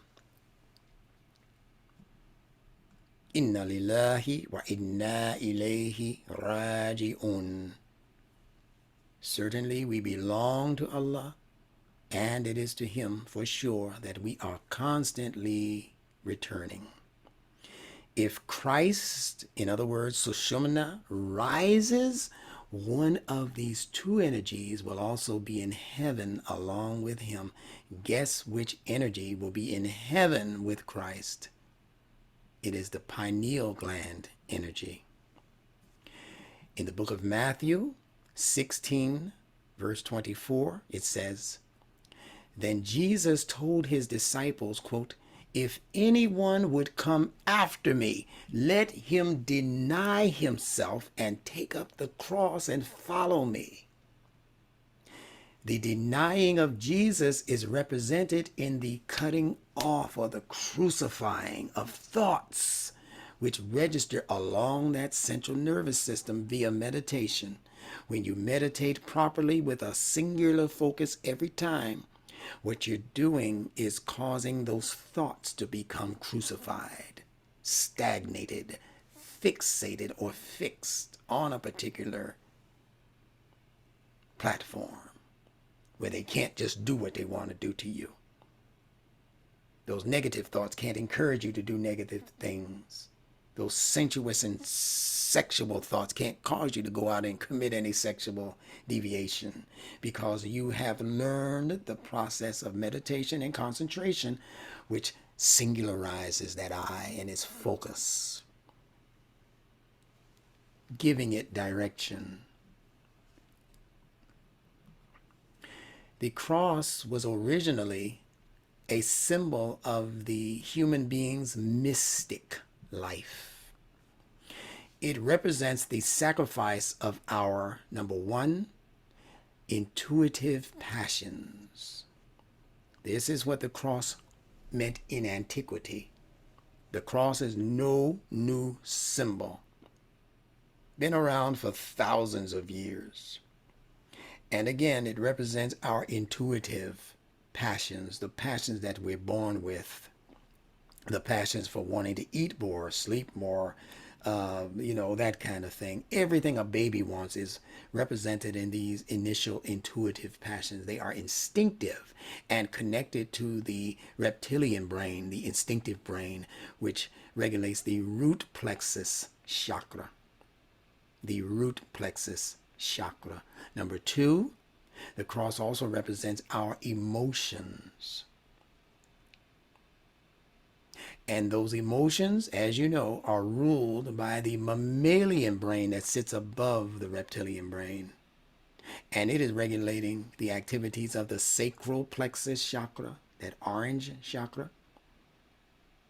And then up from there, the cross represents our ego, which is the neocortex brain in operation, regulating the activities of our third level solar plexus chakra. So understand, the intuitive passions are locked into the lowest of the seven chakras, the red chakra, governing over our intuitive passions. When Allah says that the worst creature on earth is the one who has taken his own ahwa as his ilah, his own intuitive, instinctive passions and desires, as his object of devotion, devotional attention, that's what ilah is. Allah calls those the worst of creatures. That's even worse than what Allah calls shirk. He didn't call the mushrik the worst of creatures. He called this fella who has taken his lowest instinctive desires as his object of devotional focus and attention. And remember now, whatever you give your attention to expands. That's why you have the hell on earth you have now, because these people are causing their lowest level of desires to become their major focus. So the intuitive passions are represented in the red chakra. The emotions are represented in the orange sacral plexus chakra, being controlled by the mammalian or the limbic brain. And then the solar plexus chakra, the yellow chakra, is regulating our neocortex brain. As human beings, we graduate upwards psychically, psychologically, from one selfish self-interest. That's a phrase coined by Imam Wadathuddin Muhammad. Selfish self-interest. That is governed by the root chakra. Selfish self-interest. See, Imam Muhammad gave you these terms, but he didn't give you all the details. He said his true students will come after him. He said, I can't give it all to you. I got too much to give. Can't explain all of the details. He gave you enough to go do your own research. And that's what we're doing here at the Nunetics Institute. And we are coming up with gems. So selfish self-interest is a product of the root plexus. The second step up, the mid-level, is cosmic love.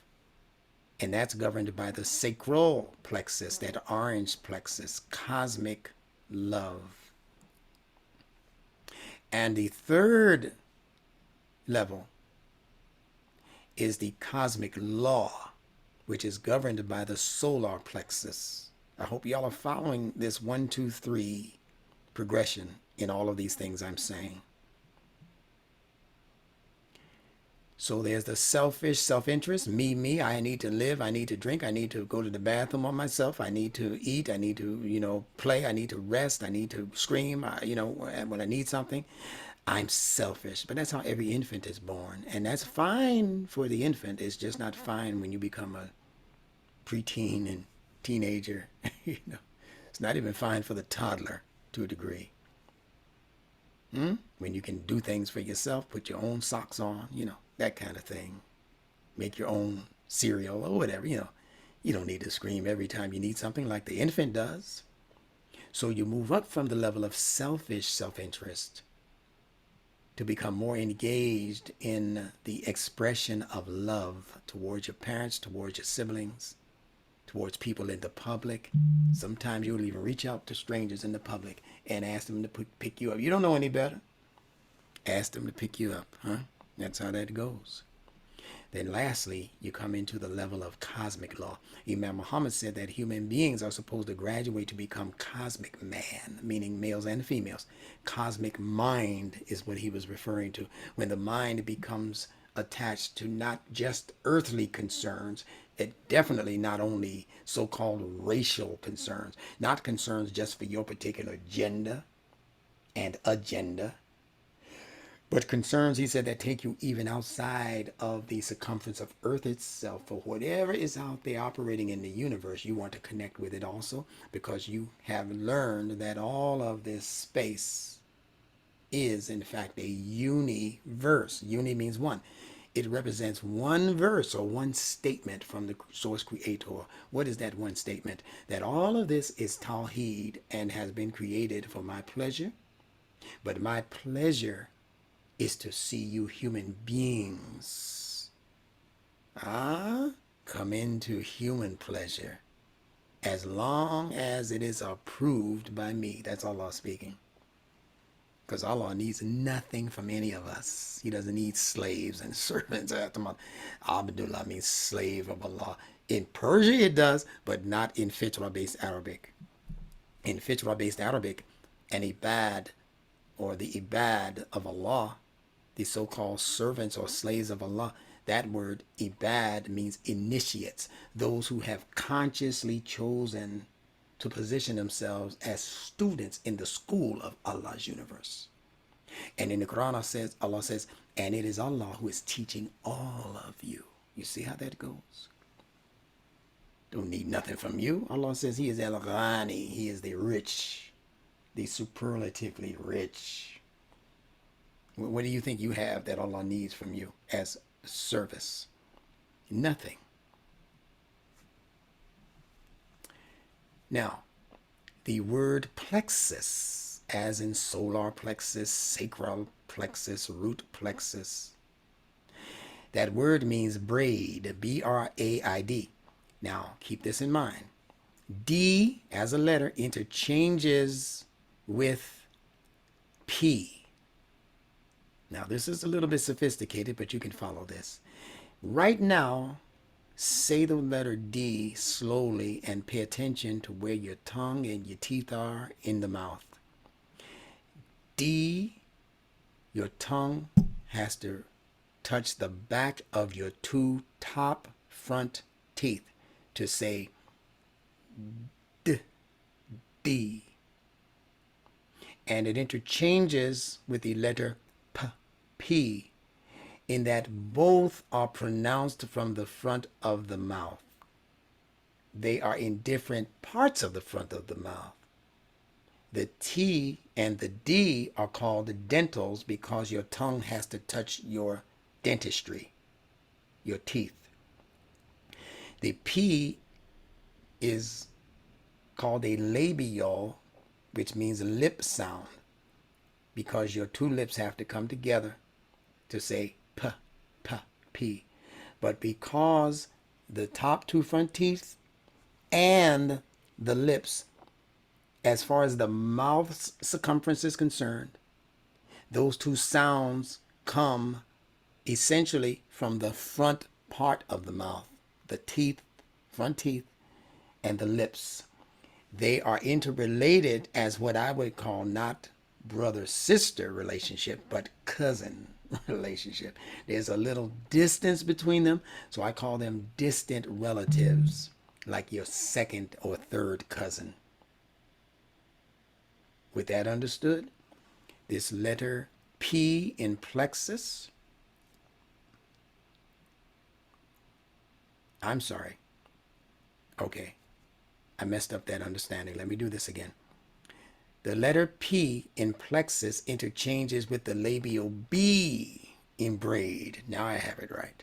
Alhamdulillah. Thank you, Allah, for correcting us. P in plexus interchanges with the labial B in braid. L in plexus interchanges with the liquid letter R in braid. And the X is the one that I was going after, although what I said about the P and the D are correct, but not in this word. The X is called a sibilant or a whistling fricative because it is pronounced also like the letter S in the front of the mouth. S, X, from the front of the mouth where the teeth are. So the X interchanges with the D, which is a dental, again at the front of the mouth. Now we got it right. So plexus, the US, is a Greek suffix. It's not a part of the original root letters. We're talking only about the P, L, and X interchanging with the B, R, and the D.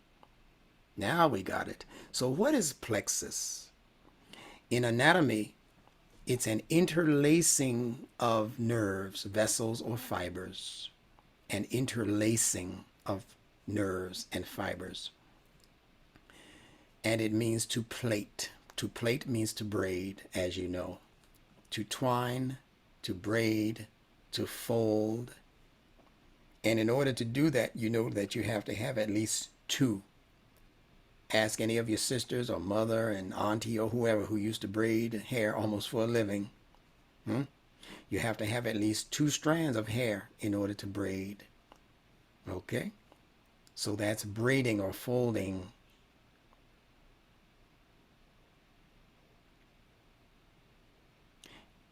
In the Bible, well, before saying that, let me bring you to the real reason I said this. It is because, I don't know if I included it, but I'll put it here. It is because the word in the Quran, the name Iblis, is consonantally connected to plexus. The B interchanges with the P. The L is there, the same as the L in plexus. And the S is a whistling fricative from the front of the mouth, just like X. And the US is a suffix, not counted as a part of the original root letters, which are P, L, X in plexus, and B, L, S in Iblis. So I thought you ought to know that Iblis lives in you, right along your spine, thoroughly intertwined in the energies of your multiple plexuses. Salaam Alaykum. Alaykum salam. I don't like doing this, but the D interchanges with the X now instead of the P. No, listen carefully. I made Yes, that sir. correction, but I'm glad you asked again in case anybody else is confused. The D as a dental can interchange with a whistling fricative because both are at the front of the mouth. The 2 top front teeth are at the front of the mouth. That's your D and T letters. And your S and X are whistling fricatives that are pronounced also from the front of the lips. S, X. So they can also interchange with D and T, but I said they would be distant relatives, not direct relatives. Like D and T are direct relatives, like X and S are direct relatives, like P and B are direct relatives. D and S are going to be distant. D and X are going to be distant. T and X, T and S, they're going to be distant relatives. But in the case that I'm proposing now, the word braid is directly related to the word plexus because P interchanges with B, L interchanges with R, and X, S, I see why you're asking that now. Yeah. X, yeah, X is the distant relative of D. I think I was saying it was P the first time I explained it, so that's the Mm. correction. But thank you. Yeah, that was a valid question. Yeah, that interchanges with the X and the X in both are pronounced. You got D interchanges with P. Yeah, that was the mistake I made. Yeah, so let's take D and X, the P out and put the X there you go. in the S. There you go. And that's why, my friend, you are an executive senior instructor. And I love the way you execute. Thank you, Imam Adib Abdullah of Philadelphia, Pennsylvania. Folks are going to know about you real soon because I know you're working on that book. We're going to get that out there in the next few months, inshallah. A couple of you are working on books. Bilal Yassin El Amin, a few people. In less than 2 months, you're going to have full-fledged books with your names on them. Thank you for that. That was an oversight because I'm moving so fast mentally. I didn't get a chance to catch that, so thank you. All right, moving along. We only have a little more to go. In the Bible, and listen, anyone can feel free to stop me and make those kinds of corrections. If there's an oversight on my part, feel free. I love it when you do that, and you're doing all of us a favor by making that correction instead of not making it, and then we all go along thinking that because the instructor said it, it must be right. I just don't understand it. No, if it doesn't seem right to your brain, ask for explanation or correction. Thank you. Continuing. In the Bible, they have a land called Lower Egypt, and they call it the place of bondage. And that place of bondage being spoken of in the Bible is not a physical place in history in Lower Egypt. the country. It's speaking about your lower mind. You have a lower mind that carries lower ambitions, and then you have a higher mind that carries more lofty ambitions. So the place of bondage called Lower Egypt is speaking about the human being's lower mind that is represented in our three lowest chakras, which we've been discussing for about an hour or so now. Upper Egypt is represented in our three highest chakras above the heart chakra.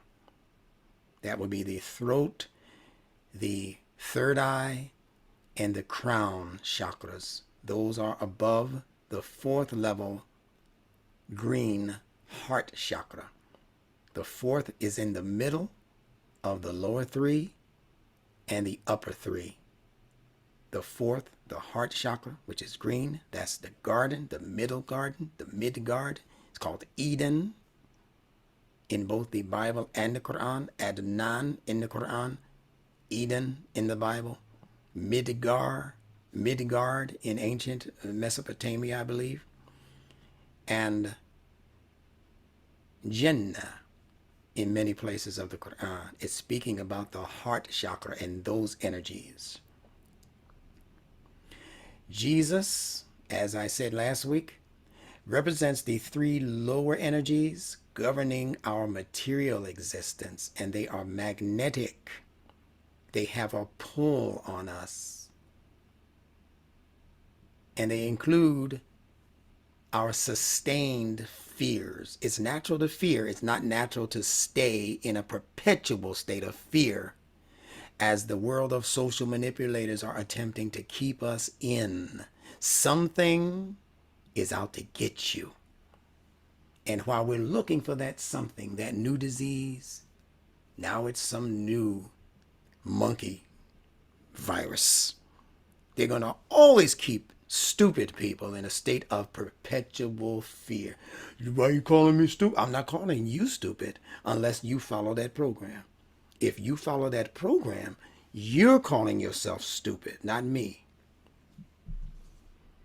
Now, if you believe there's some new transmuted, all of a sudden appeared disease that's out to get you, like the whatever that was, the COVID or whatever, the Smovid, if you believe there's a new thing out there that's ready to jump on the bandwagon and cause everything to be shut down, for you to put the masks back on, for you to social distance yourself all over again. If you believe that, I have a bridge to sell you in Brooklyn.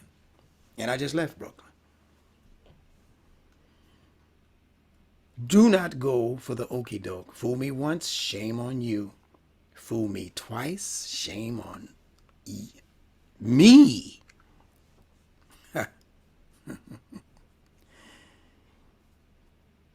I know people who were hurt by COVID. I know people who died, my cousin and, my parents. And I'm not saying nobody died from it. I'm saying they didn't die based on the story that social media and popular media told you.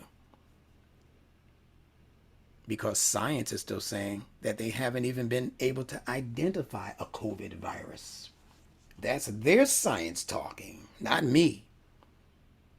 They said that they have never even technically isolated a coronavirus. So explain that. Now, Jesus are the lower three energies in the chakra system, and it governs our sustained fears.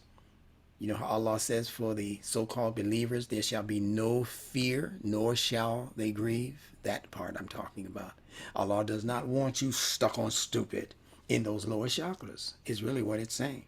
You fear just enough to examine the situation to determine whether there's some danger there or not.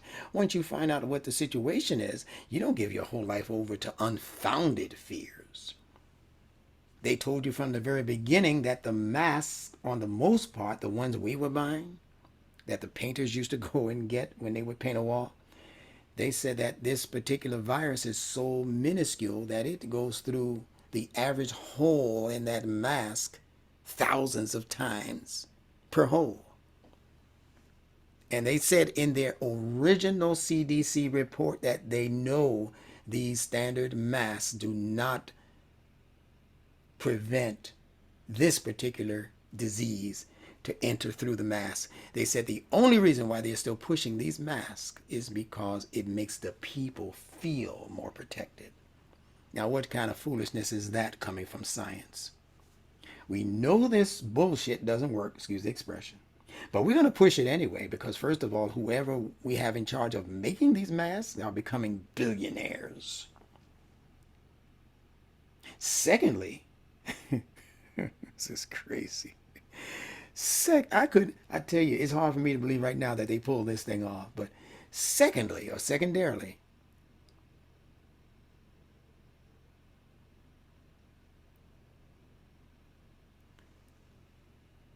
we were able to convince the entire planet that these things were going to be safe. We were able to convince the entire planet that nature produced a virus, not us. Not us in the laboratory, not Dr. Fauci and his experiments over there in China. Not us, not us. Don't look at us. Stop it. That's why we have the masks on so you can't identify us. We didn't do this. God did this. You don't understand the implications behind what you have accepted as your COVID reality. They're saying God did this to us. And for some reason, maybe we've been naughty and naughty, but God is just reproducing the disease after disease so that we can be on lockdown after lockdown. Not knowing, you should know it by now, that each and every one of these lockdowns are creating trillions of dollars. They can then petition the government to just churn out the money. Churn out the money. Fiat money is called. F-I-A-T. Look that up. Churn out the money. Out of thin air.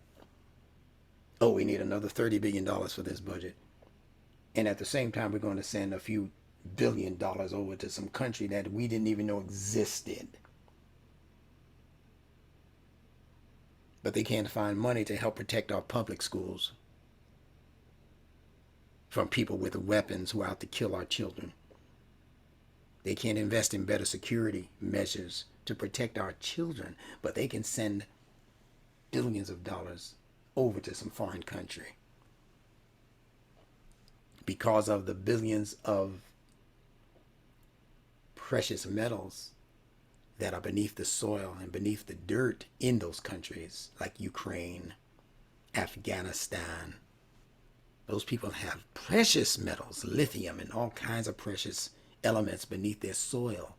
That's who our interests are supposed to be protecting. I say ours very loosely because we ain't in that. So don't fool yourself. Become educated. I should say become enlightened. There's going to come a day when we're going to hand the term education back to these thieves also. Now, we spoke about Jesus and what Jesus means. The lower energies that are governing our material existence,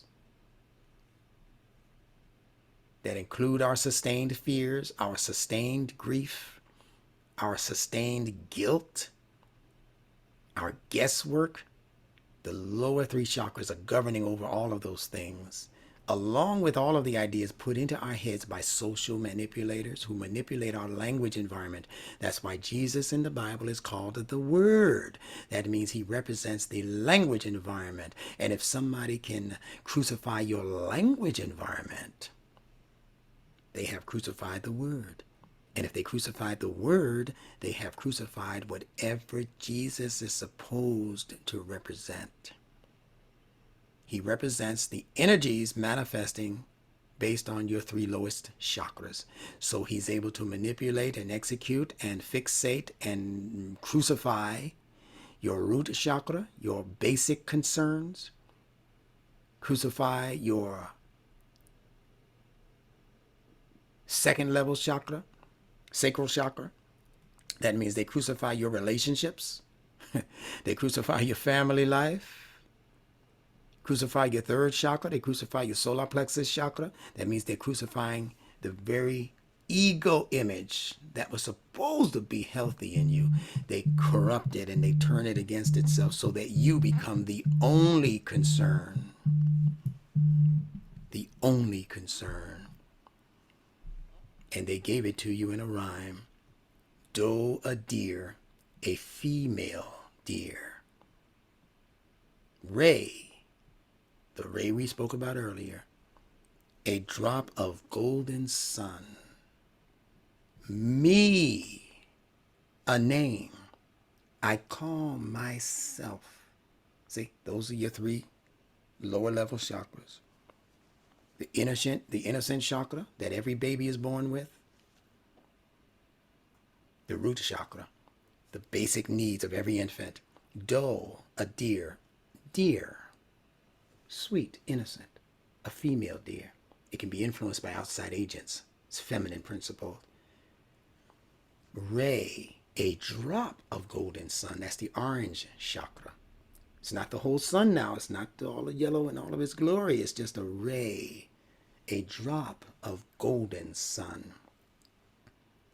Me, the solar plexus chakra, the ego. Me, a name I call myself. I'm beginning now to understand. This is my hand. This is my bedroom, my clothes, my mommy, my daddy. That's what the word mommy and daddy means. That Y at the end means mine. Mommy means my mother. Daddy means my daddy. And it's the same thing in Arabic. When you add a kesra elongation to a word, it becomes possessive. So Rabbi means my Lord. All right. Ummi means my mother. Abi means my. See that elongated kesra. E sound means mine. So they're giving you the chakras in the 7 stages of that nursery rhyme. Doe, a deer, a female deer. Ray, a drop of golden sun. Me, a name I call myself. Far, a long, long way to run. That's the field of green. That's the heart chakra. So, a needle pulling thread. That's the throat chakra. La, a note to follow. So, that means it's not just so anymore. It's sola. It's a play on solar. That means the upper ego. The upper ego is now beginning to shine. And when the upper ego begins to shine, and remember, Imam Muhammad said that the sun, S-U-N, is a symbol of social logic. Social logic. When the sun comes up, it begins to dictate to social creatures. You need to come out. Come on, deers. Come on, rabbits. Come on, horses. Come on, you creatures that operate in the full light of day. You need to come out and be social again. So when the solar energies begin to manifest, when people begin to awaken to their social responsibility, then the social schemers go into overdrive and bring in the tea. See, what is the tea? This tea. The crucifixion all over again of the mind. And they drink it with jam and bread. Jam means they're going to have the behavioral life of the masses all marching to the same tune. You just got the best example of that in the last 2 to 3 years. You know what jam means in Arabic, jamia. That means all bunched, jammed together. So the tea, they drink it with the jam, bunch you all up together. Because bunching you all up together is making plenty of bread for them. Jam and bread. And it's that making of the bread that brings them back to this dough. They are in the process of creating another innocent but dumbed down public. And then they can start the scheme, those 7 stages of working on your energies, all over again ad infinitum. The Qur'an came to break that spell. And the spell is broken in the understanding of the 7 basic ayat of Al-Fatiha. The opening of what, you should ask? The opening back up of those energies that were, according to the Bible in the book of Revelations, those 7 were sealed. Go back into the older parts of our series and you'll understand what the 7 seals of Revelations means. So when the energies cross over the center green heart chakra, you enter the promised land or the garden.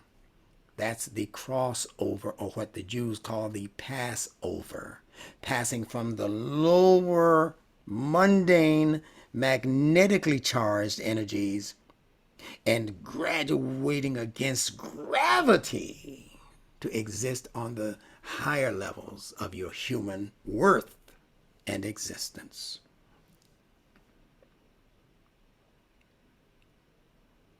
So I'm going to stop here and just tease you with this page. And inshallah, here's where we will pick up on Sunday. So I'm going to draw a line of demarcation here. And this is where we will pick up,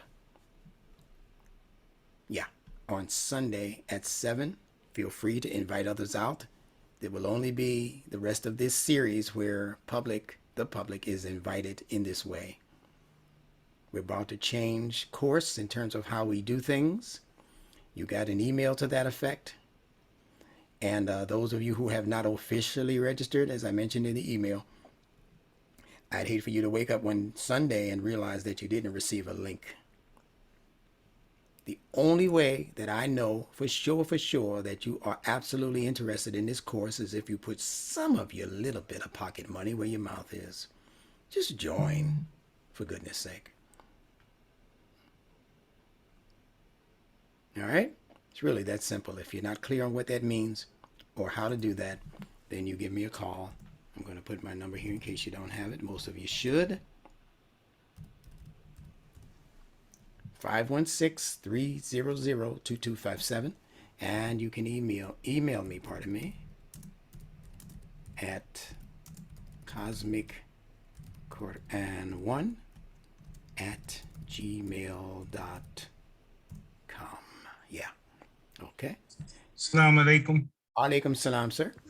I like to say what I hate to use it as a reference point, but Trump said to us, "What do you got to lose?" I'd ask a better question. Look at what you have to You have win. to gain, yes. Look at what you have to gain. That's the real question. Yes, alhamdulillah. Yeah. So I will take a minute just to entertain a couple of short comments or questions. Nothing lengthy, please. If you have a lengthy one, please submit it as an email. I intended to be done by 10:30 and it's 10:15 now. So we do have a couple of minutes to spare. Don't go into any long diatribes. Everybody's tired. But if you just want to introduce yourself, especially the new people, let us know how you enjoy the lecture and, basically how you're doing on your side of the so-called fence. We're going to all be doing much better going into the rest of this year. And I have that almost as a promise from the Source Creator, that there are some things in store for us that you want to have your seatbelts on for when they finally arrive, because it's going to take you uphill, sideways, downhill sometimes, but all good. We're about to become the poster people for the learning of a brand new language expression on this earth called Nunetics. So make sure that you have your face in the place. Don't be shy. All you have to know how to do is teach at least 3 to 6 of these 29 letters. Abdullah, you have a comment? Hello, I'm here. I'm listening. Oh no, I'm just saying. I was checking out the what's that? The elements of the birds, the trees, and I think that's key. I think once I can able to grasp that, I think I could better follow along and pretty much go through the whole lesson.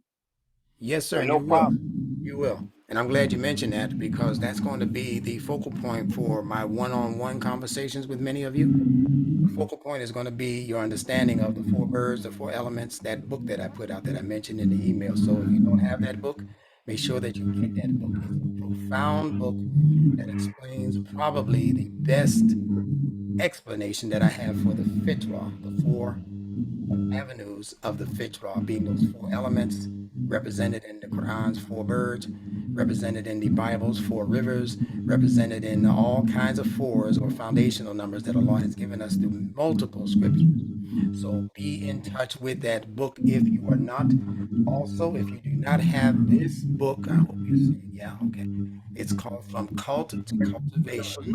And if you don't have that, based on the history of our community from Mr. W.D. Farad through his teacher, pardon me, through his student, the Honorable Elijah Muhammad, and through Imam W.D. Muhammad, who mastered the teachings of both of those men, to have this book, go collect it.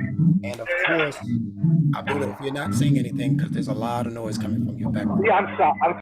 It's no problem. When you're ready to speak, just open back up. This book also called Reconstructing the Word God, pardon me, Deconstructing the Word God, Reconstructing the Word Allah. Profound reading. Don't sleep on these books. They don't even cost that much. Get them while you can, because there will come a time when I'm going to shut down that avenue in favor of a better avenue, such as Amazon or some other portal. So get these. These are collector items right now, collector's items right now. All right. So be aware of that and support me so I can support you even better. As Jesus said, lift me up and I shall, you know the rest of it. Lift me up. I shall draw all men unto you. There you go. I shall draw all men. I was having a, well, I don't want to criticize any of our leaders. One of our leaders had a moment like that. He said, "Oh, you know what I'm talking about. That's thing, you know." But definitely, yeah, lift me up and I shall draw all people unto me. And that's not me, Ben Bilal. That's me in the form of Nunetics Institute. That is his own person right there. Well, thank you. Someone else had a comment, Mikhail? Phone by mistake, so let's mute him. Anyone else want to say something brief? Thank you, Abdullah. Salaam Alaykum. Alaikum salam. It's Tamir Hassan. I'm a new student. Good seeing you. Yeah. Looking forward to this journey. I'm from Atlanta, Georgia. Been with Imam W.D. Muhammad since '75, so I feel like a baby though. All right. That's a good place to be. All right. Well, thank you so much. Well, thank you for showing up, for joining. As soon as you knew which way the wind was blowing, you joined, and I appreciate that. And you're waiting on some books, I believe. Yes, sir. And inshallah, I'm going to be making a visit to the Atlanta, Georgia area, probably in July. If not late June, it'll be sometime in July. And I want to be able to see all of you face to face, look at your faces, and give you some one-on-one instruction. Great. Thank you. Okay, my pleasure. Tamir Hassan, remember him. He's up and coming, y'all. Anyone else? Where's the feminine presence tonight? If it's just to give the greeting. Okay, one more thing. Will this be available tomorrow? This video? Yes, video. It's possible if I stay up long enough tonight to process it. Yes, sir. So just go to the YouTube page, Imam Benjamin Bilal, if you haven't done it, and subscribe. When you subscribe to that YouTube page, or not YouTube, yeah, YouTube. When you subscribe to that site, as soon as the video posts, it's going to send your phone, an acknowledgement that it's up. And it can be 2 o'clock in the morning when it hits. It's going to hit your phone. It's going to ding. Just go straight to it. Okay, good enough. All Thanks right. again. Most lovely. I like you, man. Yeah, I like your enthusiasm. I love it. I love it. Don't let nobody rob you of that. Oh no, sir. Okay. All right. Okay. We got time for one more. Anybody else want to say something? Salaam Alaykum. Alaikum salam. Hey. Uh, praise be to Allah. I just enjoy the ride and the ascension that we are going and experiencing, and it's a blessing. It's a blessing. So I extend my extended appreciation. Thank you very All much. right. Well, it's always good hearing from you. You're one of the most studious students within Nunetics Institute, and I appreciate that. There's a bunch of you, but you have been probably the most consistent in terms of responses to what you're being taught. I hear from you basically on a daily basis. I want other Praise people be to to know Allah. that. I don't have any problem with anybody calling me concerning Nunetics. Now, don't call me every day about something else. I don't want to hear Yeah. about your marriage. I don't want to hear about none. I want Yeah. your children are going crazy. That ain't my problem. You got to handle that. I'll show you where to go. I'll tell you where to go. But I'm not in here to I can't do that. Managing my own is enough. That's enough. I have 8 children. I had to manage that. So I can't hear about your grandchild right now. I want to know. I can teach you how to teach them Nunetics. So call me about that. Bashir had his hand up. Bashir. Allahu Al Kabir. Alhamdulillah. Beautiful. Beautiful. All right. Okay. That's it. That's it. That's enough. Yeah. Yeah. Y'all should know now there's no more Allahu Akbar. That's not in the Quran. Yeah. Yeah. All right. No more Allahu Akbar. That's actually an insult and it borders on shirk when you understand where it came from. If you don't know what I'm talking about, go back and listen to the series, the Salaat Series, and you'll understand once listening to that. I've gotten some friction from some people, maybe one person actually, who emailed me to say, who in the world do I think I am? You know, in other words, I'm tampering with the divine now by saying there's no Allahu Akbar. And he said, and I'm giving it to you in his words, the end of his tirade, and this is a Muslim talking, was don't ever send me any bullshit like this ever again. Now that's him opening up a dialogue about something that we could have easily discussed, went back and forth. I show my proof. He shows his proof for his position. And he started out by talking about mutakabir. And he said that's the same as akbar. Right there, I know he's a fool and that he doesn't study worth of nothing. But this is the kind of response you're going to get from ignorant people who don't know the language. They don't know the Quran. They have a sentimental attachment to what other people taught them is Islam. And if you can't break out of that, there's nothing we can do for you. You Yeah. got to get off of that cross on your own. Harry Tubman had to leave a lot behind. As many she tried to save. Yeah, it's okay to disagree. This is what people have to understand. I have no problem. You have no problems. We have no problems with people who disagree with something that has been said. But when you come to defend your position, bring something substantial. That's all I ask. Don't bring your feelings. Bring some real, guidance and begin with the Quran. Say, no, instructor, here's Allahu Akbar in the Quran. Now, when you come to me like that, I have to say, well, show me. Because I haven't seen it, and the intelligent people I talk to about that subject, they haven't seen it. And I'm not the first one to say it. I'm just the one to bring you more evidence than most of the ones who tell you that same thing. There's no Allahu Akbar in the Quran. There's wa dhikrullahi akbar. The dhikr of Allah is greater. And the dhikr is not Allah. It's his creation. He created the dhikr. And he's saying that it's his dhikr that is the greatest, not him.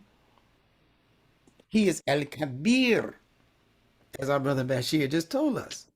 Allah al-kabir Allah Kabir. is the greatest. And when you put that definite article on the front of it, nothing else enters into the picture as a comparison. You can't even start saying he's greater than. As soon as you say than, that means there's somebody else in the running. So Akbar means there's somebody else in the running. They're just lesser gods than Allah. Mm, That's yes. what the Arabs believed That's what prior I to the really coming want of to the know. Quran, that there was an Allah, but it was within a pantheon of gods, lower gods that Allah was over or in charge of. Got it.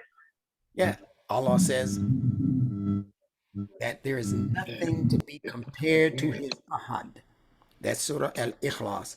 Nothing can, walam yakun lahu kufuwan ahad. Ah, And nothing can be compared to his ahad, his singularity. Nothing. We can't put anything there and say, God is like the sun. It sounds beautiful. God is like the sunshine. He gives light and he gives warmth. And your emotional brain will lick that up. But the rational brain says, hold up a second. The sun sets Oh, in okay. our perception. This was the issue Ibrahim was dealing with in the Quran when he was trying to determine who the Rabb was, who the Lord was. Thought it was the stars. He said, no, that one fell. Can't be the stars. He thought it was the moon. He said, no, that waned. It waxed pretty nicely, and then it began to wane. So that can't be. Then he said, oh, the sun. Now, here's where Akbar is used in the Quran. Ibrahim said, Hadal Akbar. This is the greater. Allah's telling you, don't call me Akbar. You call the sun Akbar. Because it's greater than the moonlight, it's greater than the starlight. Got it. Then Ibrahim, it dawned on his intellect that no, wait a minute. None of these things. Allah is no Akbar in this discussion.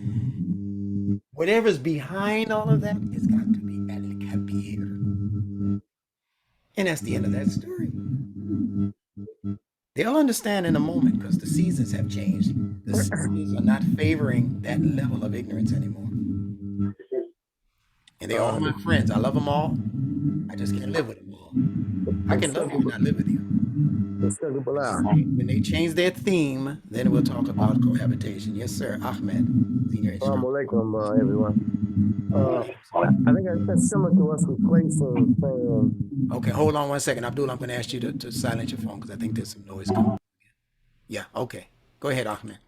I think that's similar to us replacing saying there's no God but Allah and replacing that with there's no God, only Allah. Yeah, except for one issue. And this is one that I've dealt with on countless occasions in the past. I don't expect all of you to remember everything I say, but there are some very important sticklers that I want you to remember because they are common phrases. And one of them is La ilaha illallah. It doesn't mean that there's no God except Allah or only Allah or besides Allah or except for. Yeah. It means that Allah uses the term La ilaha, not La ilahun. If he had said La ilahun, he'd be referring to a noun. Any word that has what's called a tanween ending, an, in, un, it's going to be a noun, a person, place, thing, or maybe even an idea. So when we say, or when the Quran says ilahun, it's speaking about a noun. But when it says ilaha, it's speaking about a verb, an action word. So we can't say no God. See, that's a noun, except Allah. We have to say no this particular action, except what we do for Allah or give to Allah, so to speak. And the action of ilaha is the giving of devotional attention to something. So what we're really saying is that there is no object of devotional attention, what you call worship. There is no object of worship. That's an action. To worship or to devote yourself to something like your children or your family or what, that's a devotion. That's an action. That's not a thing. It's not a noun. It's an action. So what Allah is saying in the Quran by using ilaha, and the ha on ilaha makes it exponential, meaning that this devotion is beyond ordinary. So when we say, or when the Quran says, ilaha illallah, So Allah is saying that there's no object of this level of devotional attention that you are supposed to be giving yourself to as an action. There's only me. There's only Allah. So yes, you're right. There's only Allah, or except for Allah. It's saying that the other thing doesn't even exist. There's only Allah. So as soon as you acknowledge something besides that, it borders on shirk. It's you stepping your toes into the lake of shirk. Your whole foot is not in there. Your leg is not in there yet. Your body's not consumed by the water. But you're on your way there if your toe starts feeling good about it. So let us just pull back from shirk altogether and say there is no object of devotional attention. There's no object that we're to give our devotional attention to. You can't even explain it in just a couple of words. Except Allah. And I think you're more correct, Ahmed, in saying there's no object of devotional attention.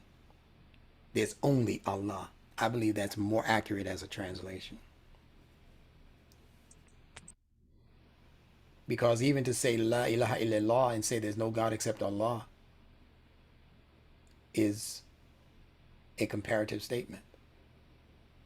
Right. Except, Yeah. so yeah, nothing deserves our devotional focus and attention. Only Allah. Yes. I believe you're absolutely correct with that finding. So that's a nugget you just came up with. Alhamdulillah. Yeah. I expect to see those kind of nuggets dropping all over the place in just a short while. Thank you. Salaam Alaykum. Alaykum salam. If you say there's no object worthy of your devotional attention other than Allah, the word object is replacing God. You can say there's no God to give your devotional attention to if you say no object. Object is a noun in that case.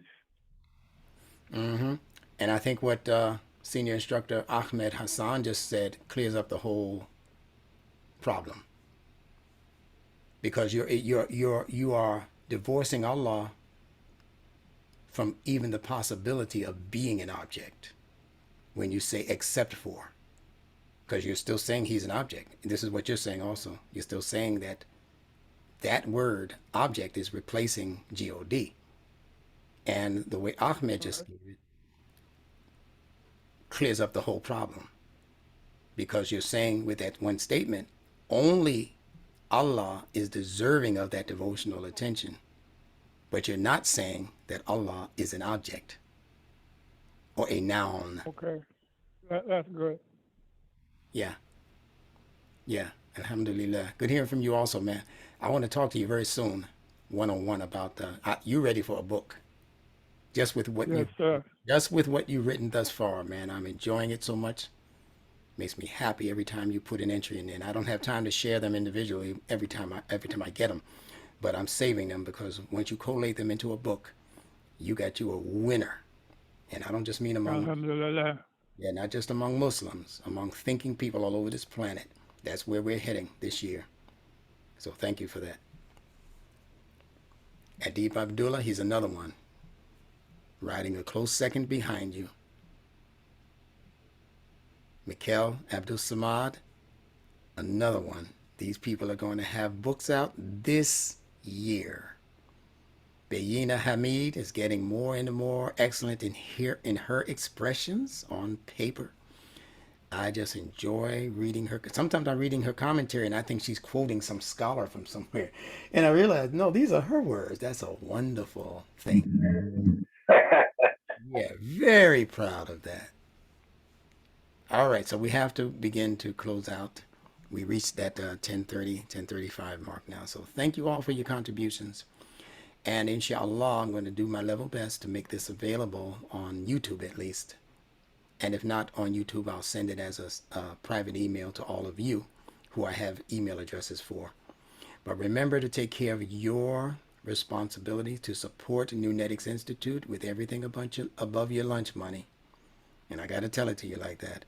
If you got extra money to go play a game of pool or something, that's not more important than keeping what you've been hearing alive and well. All right. Used to be a time when I was a little shy to tell you that, but I understand the importance of that now. So do the best you can. You'll never be able to pay for the level of information you've been receiving. It's not from me, it's from your source creator, and you can't pay him back for anything, not a drop of sweat. So do for his human creation what needs to be done. If that human creation is working to preserve and advance the language and logic of the Fitrah, and the top scholar in that category, in my humble opinion, of course, is Imam Wadathuddin Muhammad. So do what you need to do. Thank you for listening. All of you honorable listeners, thank you for being with us for this length of time on this particular weekday. As I greet you in the greetings of peace that obligate each and every one of us to keep the peace, to sustain the peace, and to advance that peace. And that greeting is Salaam Alaykum. Power and peace to the people. Wa alaikum Alaikum assalam. assalam. Shukran, Instructor. Thank you so much. Yeah, thank all of you for staying. Alaikum assalam. Okay.